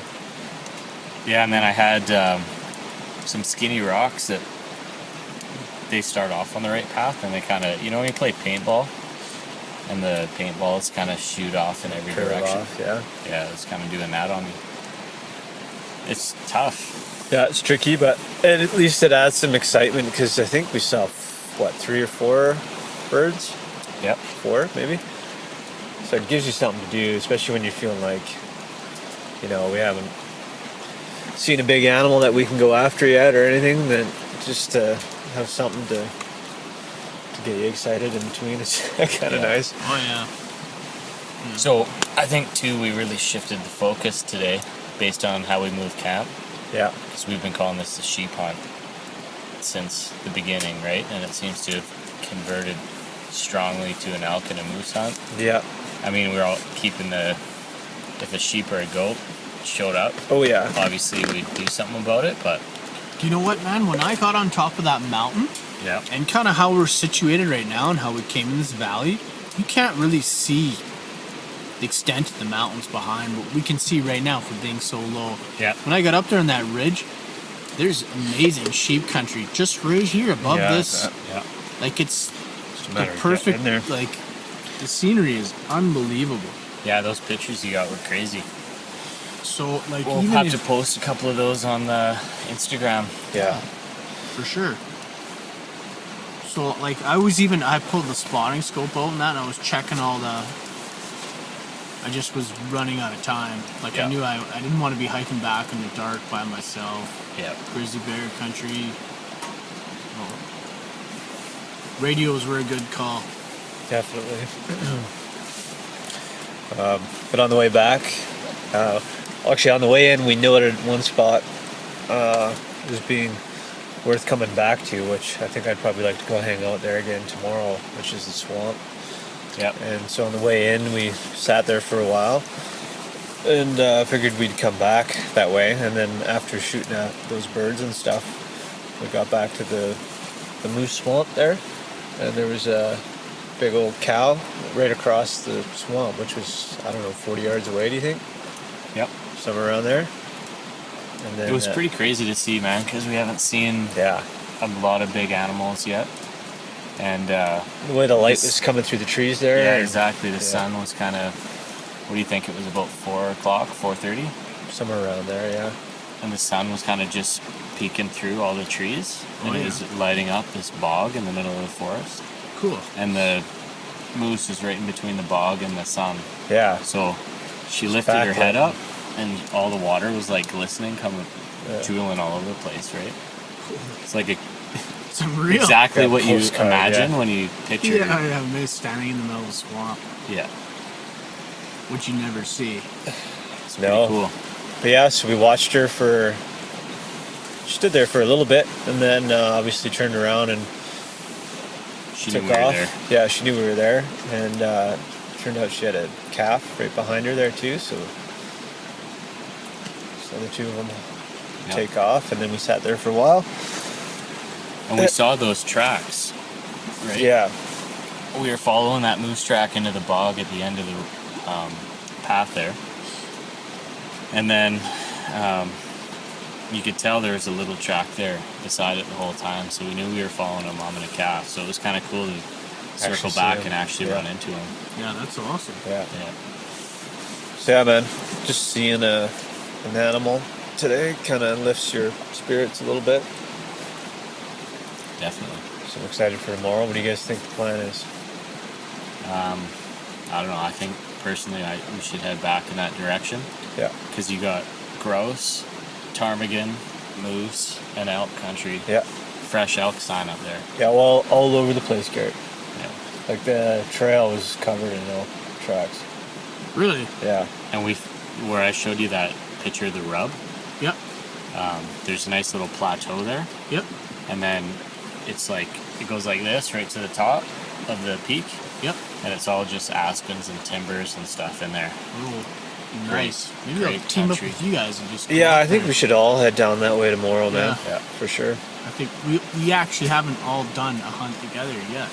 I really know, We've always kind of like just branched off, and which is also good. it's good. Yeah, you cover Yeah. more country, right? Yeah, for sure. But if you guys got a good feeling about that spot and you're seeing fresh, because all the sign I've been seeing is old. Yeah, that's it. We're kind of in a weird spot right here. Where there's lots of old tracks. Yeah, like old rubs And, too. Maybe early September. Yeah, Yeah. but yeah, nothing super fresh. Although I did see tracks just down the river here, moose Elk tracks. Oh, moose tracks. Yeah, like right behind the tent here, pretty much. Yeah. That crossed over top of our trail from where we went in this morning. So, I think it's just a matter of time, man. but I know we still Just got timing. time. I'm trying to be patient, Yeah. get antsy, but I Time don't know. and luck. Yeah. We've worked our asses off, so hopefully it pays off. Yeah. But if it doesn't, then it doesn't really matter. Yeah, I mean, the tracks right outside the tent kind of. Like for me, I find it's not about the distance. It's about like paying attention and doing all that, right? Like you don't Absolutely. have to go 5 kilometers to get a moose. There could be one standing right beside the tent. Exactly. Yeah, for sure. Yeah, you just never know. But it was cool to basically hike that whole mountain today and get all the different elevation changes, right? Yeah, there's 2 different trails there too. And I think that's all like your personal choice too. Like there's the hunter, like some guys who like to hunt, they just like to go head down flat out. Yeah. Like I'm going up that peak, and then when I'm done, I'm gonna come back down. And I'm gonna go up that peak. yeah. And then there's some guys that just take the time, analyze stuff, Yep, for sure. take out their spotting scope, and look for tracks and rubs, and Yeah. you know, Yep, different styles. maybe the guy who does rip up the mountain is here, there, and going flat out sees a lot. You know what I mean, too. Maybe, but I think the guy studying everything else sees just as much. Yeah, for sure. Yep. You need a little bit of luck either way. Yeah, you do. Yeah. Yeah, I know there's lots of animals around up here, man, so I feel like it's just a matter of time if we run into something.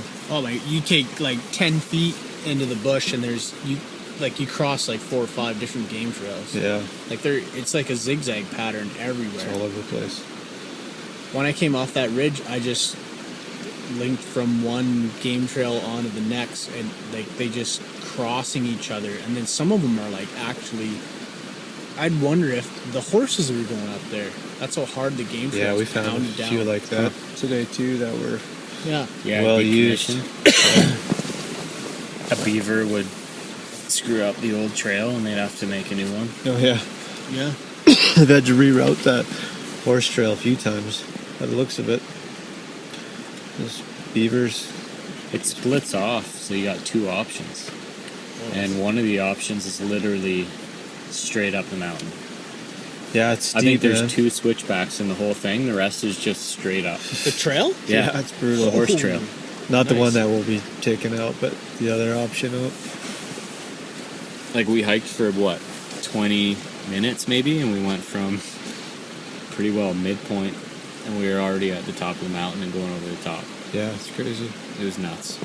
Almost killed me. Yeah, a little coffee up top after that. Oh, that's great. I had the old Mountain House breakfast slam, or what's it Oh, called? nice.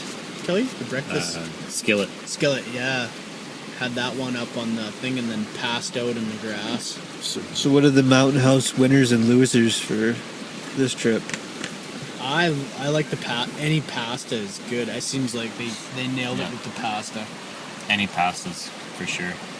I had the Alpine Air, I don't know, some mushroom beef pasta thing. That was my favorite by far. Nice. I did the Mountain Air chili, and then the Mountain Air, what was the other one? It was kind of like a burrito kind of thing. The burrito one was good. Chili, not so much, wasn't the greatest. Huh. Yeah, I had the masa. That was good. What was the worst one?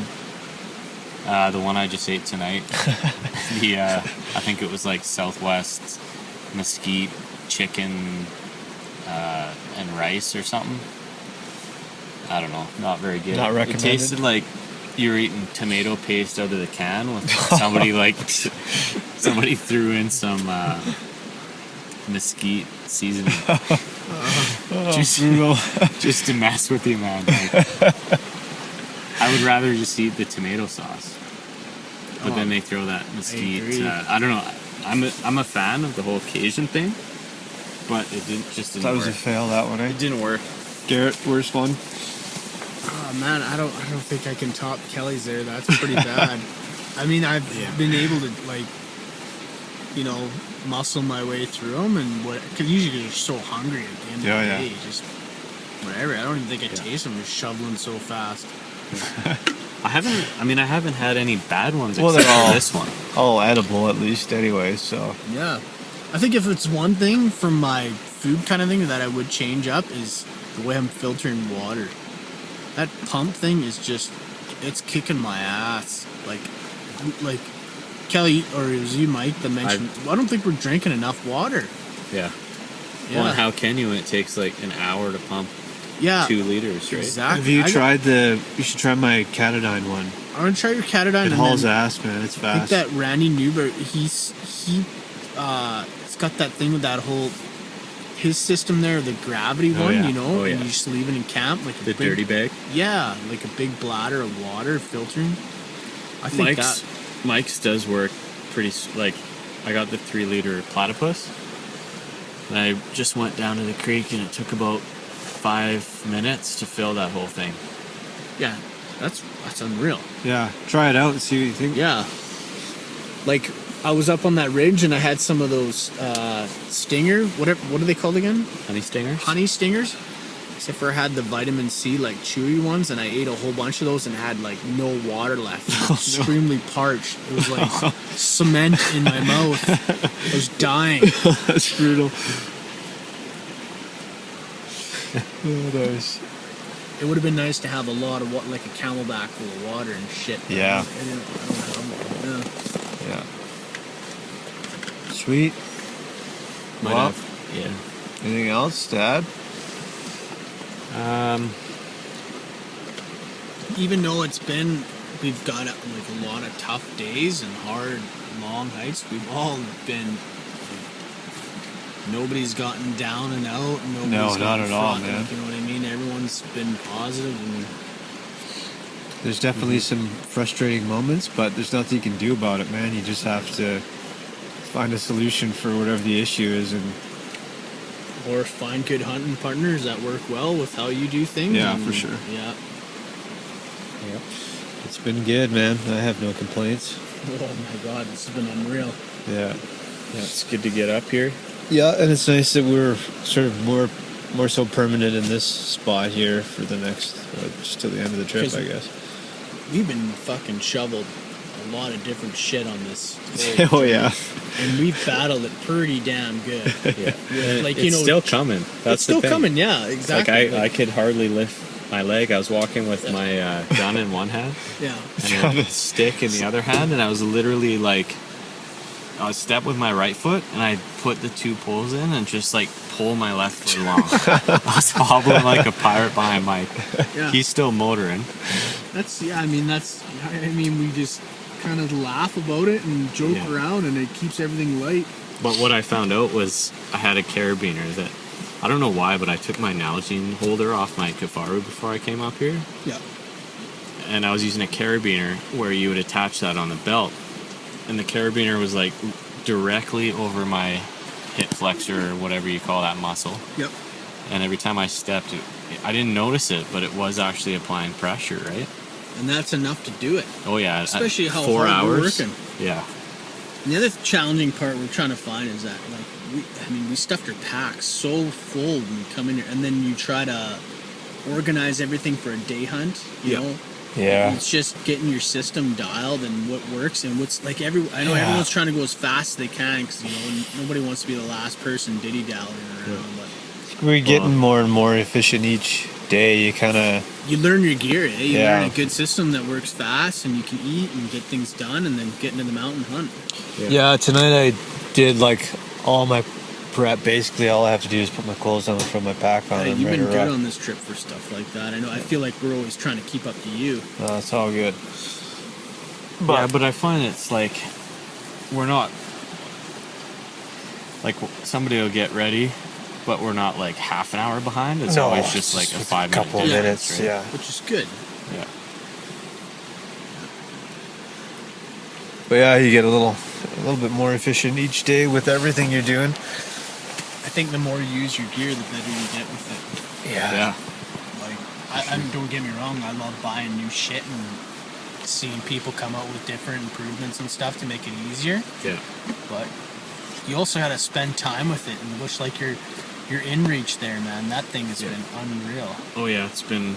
I was a little worried about it. I don't know if we talked about that in the last one, but it didn't work when we bear hunted that day, We and we took shit for that. But, Yeah. it's been working nonstop here, been instantly. good. Yeah, man. Yeah. It's pretty cool. It's nice to just hear from the outside world every once in a while. It's nice to get away. It's always just quick messages back, Yeah. just brief. But Yeah, like I feel safe and Yeah. confident because watching you guys use it, and then you guys has got the thing dialed. Yeah. So that makes me feel good too. Yeah, Like, for instead sure. of, all three of us huddled around trying to figure out how to use it. Yeah. Yeah. I made sure that was all good before we left, and all the contact numbers are in there already. Yep. So for everybody, your guys' contacts too. Yeah, that thing is awesome. But yeah, to go back to Garrett's point, like this is basically the first time I've used that Kifaru pack-on, Yeah. and it's amazing. Love it. The frame is epic. The belt is amazing. The pad on the back is a lifesaver. Yeah. But I did get the Argali, and it's a big pack. Right. So coming in is great, right? Yeah. When you're going to set up camp and you got everything on your back. What I'm learning now is how to use it as a day mode pack. Right. So take the guide lid off, get everything in there, tighten it down. But I've got the spotting scope pocket on the back, and the spotting scope's usually in there, so there's a little bit of like weird weight hanging off the Oh, back yeah. all the time. Yep. And I'm always careful about where I'm setting it down because I don't want to squish the scope, and Right. Yep. like I'll set it down, it'll tip over, and there's that part of it. Just learning how to maneuver the thing. And you It's wouldn't- not as simple yeah. as dropping it and sitting on it, right? It's always Exactly. And you wouldn't think that when you're walking, you wouldn't feel those little tiny movements that, Yeah. if shit's just a little bit loose. Yeah. You do, and it's annoying. Today, for that very reason, because I hate when my pack, when it's not, like when it's pretty empty, it just sort of flops around back there. Yeah. So I find that I actually overpack, like I bring more shit than I need Just to fill it out, just to eh? fill it up. Even if you just have like extra clothes in there to kind of puff it out a little bit more, it just keeps makes the pack more comfortable. Even though you got a little bit of extra weight, Yeah. it kind of needs that to like have structure within the. What's your Okay. pack again? What make and model? It's a Fjall Raven Abisco 75. Nice. Yeah. Sweet pack. That's good. Yeah, I can't remember how much it was, but they're very affordable as far as packs go. You definitely don't want a cheap pack if you're doing shit like No, this. man. I know that like people always talk about bringing a spare hip buckle in. I could see that being a showstopper. If you break any Yeah. buckle, that would be the worst Yeah. one to break. I don't know if I already said I this. brought one. Oh, you did, eh? Yeah. That's a good call. Yeah, that and I broke a bootlace on day one. Oh yeah.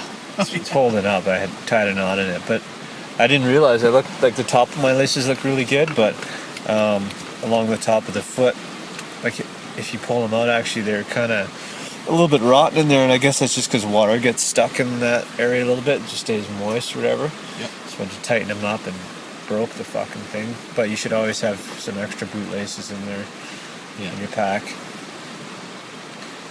Yeah. And I think we said this, the Garrett saw is the shit. Having that is like amazing. It's not the lightest thing you're gonna pack in, but worth its weight, I think. There's other companies that make like I know everyone's coming out with these ultra lightweight knives and that, but there's some other like little tiny saws and that you can get. Actually, there's even a saw blade you can get for the Avalon, eh? Kelly, you see that? No, It's I a haven't. bone saw or whatever. Oh, it really? is. I think there's another knife out there. I can't remember the name, but it's kind of a compact version of that Wyoming saw. But Oh, that okay. saw there, you can get down some pretty decent sized trees with it. Oh yeah, man. Yeah. Like we got just a stack of cut wood in front of us right here, right now. I think just cuts through them like crazy. And that thing wasn't that expensive either. No? I can't remember like it's well under $100. Nice. It's worth it. And even when we shot the elk, we used that saw to saw, you know what I mean, saw through bone and stuff like that. Yeah. Yeah, that was huge. Yeah. And your pickaxe is pretty useful as well. For clearing, flat spots. Yeah, for leveling out the tent and stuff like that, man. It's been unreal. This, like, I don't know about your guys' spots, but mine is like perfectly flat. I had a few nights there, mine was a bit of a... No, like in this, in this one right latest, here, yeah. because we took a bit more time to do it. That's actually a big, because the first 2 nights there, it was really bothering me, man. Yeah, It was you're- like on a slip and slide. Yeah, I was sliding around on the last one there too, and your arms were falling asleep too, eh? That's no good. Yeah, I'd go from Rock. one side and then my arm would fall. One arm would fall asleep. I'd go the other side and then the other arm would fall asleep. But I've never been cold from the ground up because of the system I'm running too, though. Yeah, I don't know if you guys if your guys' backs on that have been cold from the ground. not at all. No. What's been waking me up is just the cold, just up from the neck up. So my eyelids felt like they were freezing this morning. Literally. Really? Yeah, like my eyelids felt like they were frosting up. That's how cold it was. And it wakes you up. Like, even if the rest of your body's hot and like clammy inside the bag Yeah. and your face is freezing, it wakes me up. Maybe it's that mustache you got. I think it's the fact that I shaved my beard. Could be. I don't know, man. That must I don't get to spend a lot of time with you guys, and that mustache is. Whenever I'd be like Kelly Muller, I'd be like, oh yeah, the guy with the mustache. I think you got to keep that mustache. Man. I don't know. You have to talk to Bree about that. Yeah. I might need all you guys' I know. support. She trumps all of us, so. That's true. If I can get Norris on my side. Yeah. I don't know. It seems like a career-limiting move. I don't know. It seems like a staple hunting move, though. Come hunting season, I think mustache is. It's mustache. If we kill something, that mustache, you got to rock it every time we go hunting. If I could grow a mustache like that, I would. I think I will. That's kind of why I was hoping it would be good luck. Follow Callahan's lead. There you go. Yeah. Yeah. Well, on that note, Maybe it will be good luck tomorrow. maybe it'll be good luck. Maybe, yeah, We'll maybe. check in again tomorrow. Cheers. Cheers. Cheers. Cool. And then that was all we did for updates. As much as you want to do them every day, sometimes you're just too tired and you got to get back to camp and get organized and get ready for the next day and have some vodka and electrolytes and call it a night, pretty much. Yeah. So the day after this update, you and Garrett went off on your own. I went and hung out by the Moose Bog there, where we were seeing some tracks and stuff. And yeah, no luck. I ended up meeting up with you guys afterwards. Yep. Way up on top. I You went to the wrong side. the there. wrong peak. Then you had to traverse along like Oh, man. two other ones. Brutal. Yeah, when Yeah. you showed up, I was like, oh man, Mike's going to need some electrolytes. I had ran out of water. That's why I was getting frustrated. I was calling you guys on the radio. I'm like, where the hell are you guys, Yeah. man? Because the You're like, I'm going to whistle. Can you hear it? All I hear is nothing. like the leaves rustling. yeah, it's one of those things where you get way up there like that and you're on your own, and now you start to lose a bit of reference of where you actually came in because it's thick aspens and stuff up there. And when you told me where you were, so there was a rub that we were using as a reference, which I could get to no problem. Yep. And you said just go to for like the big peak there. So I hiked up to the peak, and I chose one that was sort of like off to the Right. right of you guys, and then you were a few peaks over. Close to the left. Yeah.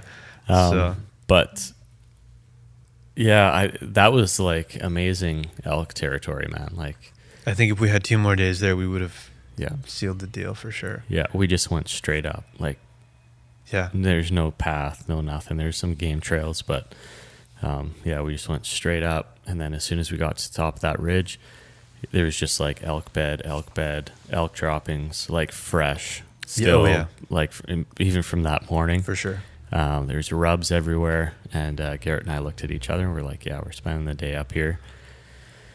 And the sun was just coming up, and we found a nice sunny spot, and Garrett was out.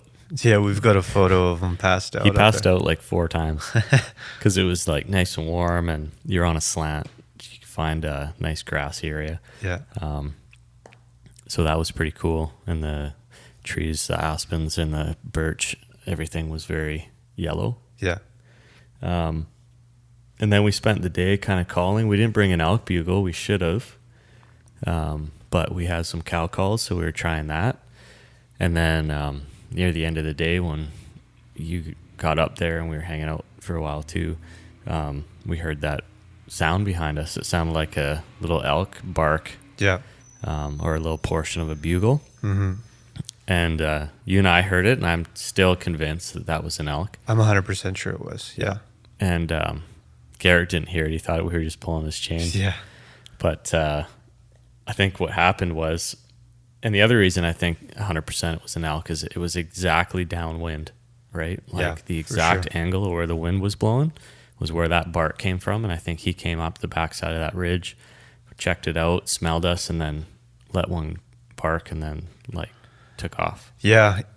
Looking back, not in the moment I wasn't thinking this, but reflecting back on that whole thing, I think we actually should have went back down to where that rub was and try, especially if we had a bugle with us, to call him down off of, because that's sort of like, an elk would know how to work that area. He knows what side to come up as Yeah. far as where the wind was coming, because Yeah. it's easy It's a for him to perfect go house. around the backside or the front side, depending on where the wind's coming from. Yep. And I think he was coming up there because he heard that cow call, Yeah. caught our scent and barked and got the hell out of there. I think if we would have had an elk bugle, we would have had him.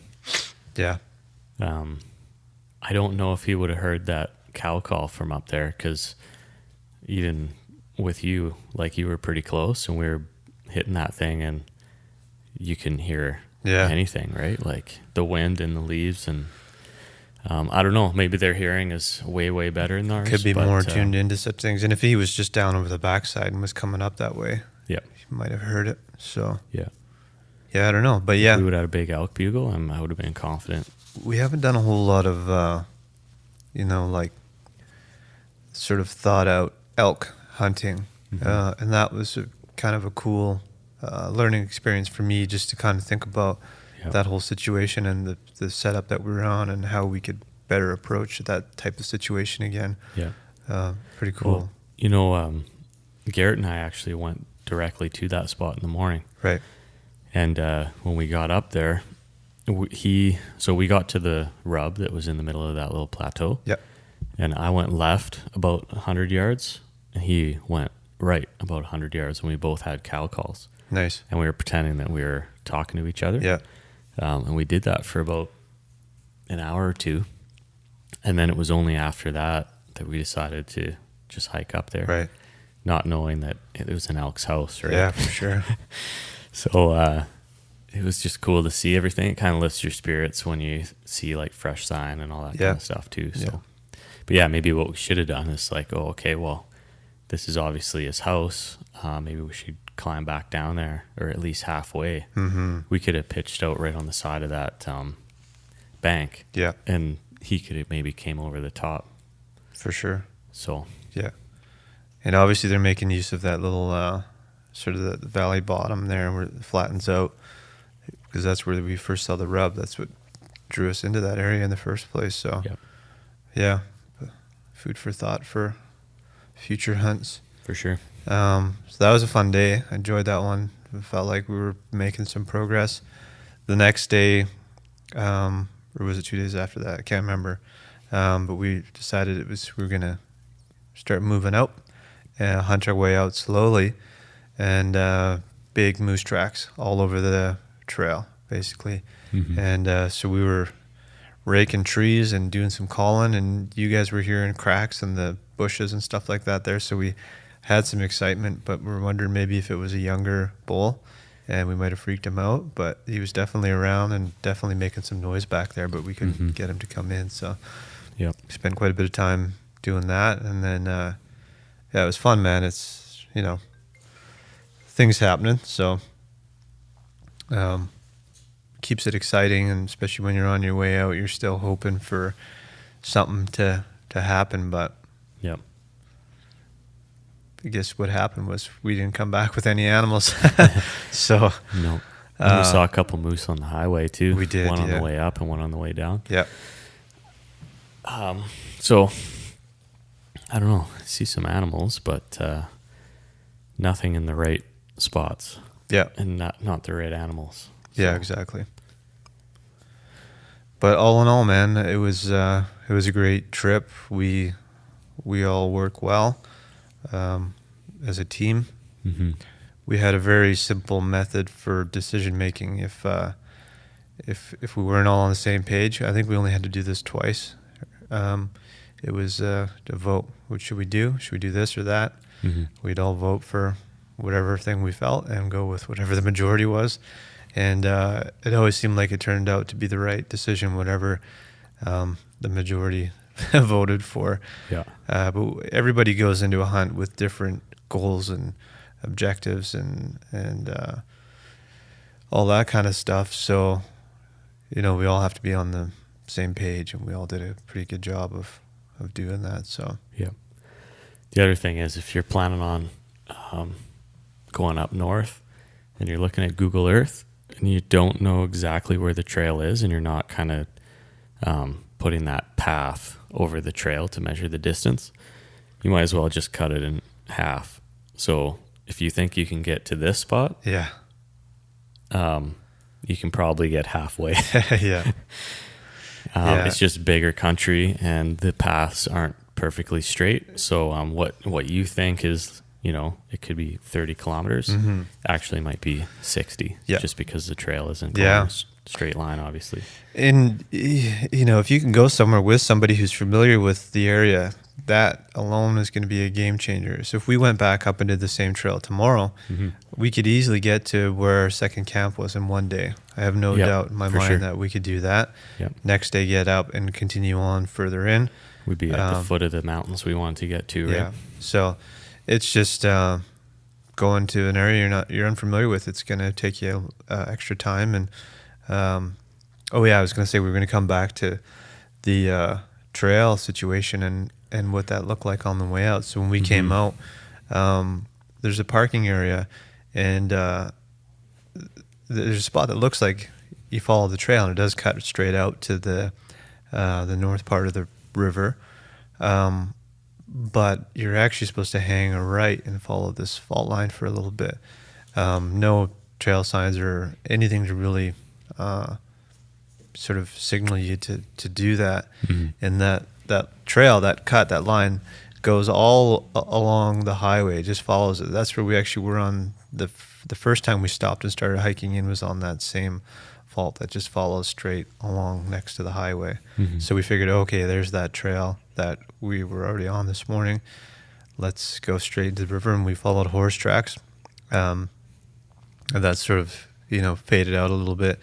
We were close to taking the right route because we were heading up the river in the direction that we should have been, and then we decided to turn around and go back down, and that's where we ran into the guys with the elk, and they gave us some bad information. They should have told us just to turn around and go back up the river, and we would have been fine. But how do you know, I guess? It's just part of it, especially when you're dealing with a shitty trail map. And I think those trails change all the time. We could see how many times they've rerouted it, because beavers will come in and dam up an area, and then that's it for the trail, or if it gets washed out or whatever. So again, all part of the learning experiences, but we could definitely have a more productive hunt if we did that trail again. Having said that, I don't think I would go there again. Yeah. I would go there if I had a horse. Yeah, but I would want to try a different trail, I think, up there. Yeah. And go even a bit further north. So Yep. No, it'd be better to take more of a straight line in, yeah, rather than a 45 or whatever, because you kind of, I don't know, obviously the distance was pretty long yeah, for sure. on the draw that we chose, so it'd be nice to get a draw that kind of went straight in there, get into the mountains quicker, and then you're good to go. Yeah, Set up camp once, and then just kind of scope out from there, because even if you keep driving up that highway, you can technically glass sheep country from the highway. oh yeah, So it's a bit unfortunate that we actually didn't just keep driving that morning and check out some areas, but I think we were pretty set on our area, so Yeah, I we think probably so. would have chose it anyways. Yeah. But having done it, I think I'd drive in a little more. yeah, for sure, definitely. Yeah. But yeah, man, it was a great trip. I just really love to be able to test out all the gear, and like anytime I've done a backpacking trip, I just always think it's cool that you can keep everything on your back that's going to sustain you and keep you alive for at least a week at a time. Yep. To be self-sufficient and be able to pack everything up and take off with it all on your back again and move, and it's pretty cool. Yep. But That Katadyn Hiker Pro was pretty awesome. The way how fast it pumps water. Yeah. Because I found the MSR one was very slow. yeah, Took a lot of energy. I think I was mentioning this. Landon had my buddy Landon, my brother-in-law, had the same one and had a hell of a time with it. And I think he went through 2 of them, and they both ended up breaking because I think you're cranking on the thing so hard with the pump handle. Yeah, he went through 2 of them and ended up just bringing them back and not trying another one after that. Yeah. It's a slower one. It's pretty, I don't know, strenuous to do it. The Katadyn's sweet, man. It's just got the pump handle on it. Yep. You can fill up your 3 liters in like a few minutes. few minutes for sure. It would have taken 20 minutes with the MSR. Yeah, yeah. And you would have had to use your other arm for the rest of the day. Yeah. Yeah, Katadyn's, it's a bulkier filter, but I think it's worth it. Yeah. Yeah. Not a lot bulkier, I found, but No, it's not bad. But if you compare that to like Sawyer Mini or something like that, again, those are slow, and that's only for one person. So I'll take a weight hit on that, especially because we can both use it. A group of 4 guys could share that thing. Yeah. You'd obviously want to have a backup pump in that situation, but you definitely, everybody could have just used that. I was telling Garrett to leave his behind, I think, too, just to cut some weight, but probably a good call to have both just in case. So for sure. Yeah. Get a gravity fed one too. Like you could even use a Sawyer for that. Yeah, for sure. Just get a big dirty bag and hang it up. Definitely. As a backup. Yeah. It's just a little less convenient, but for sure.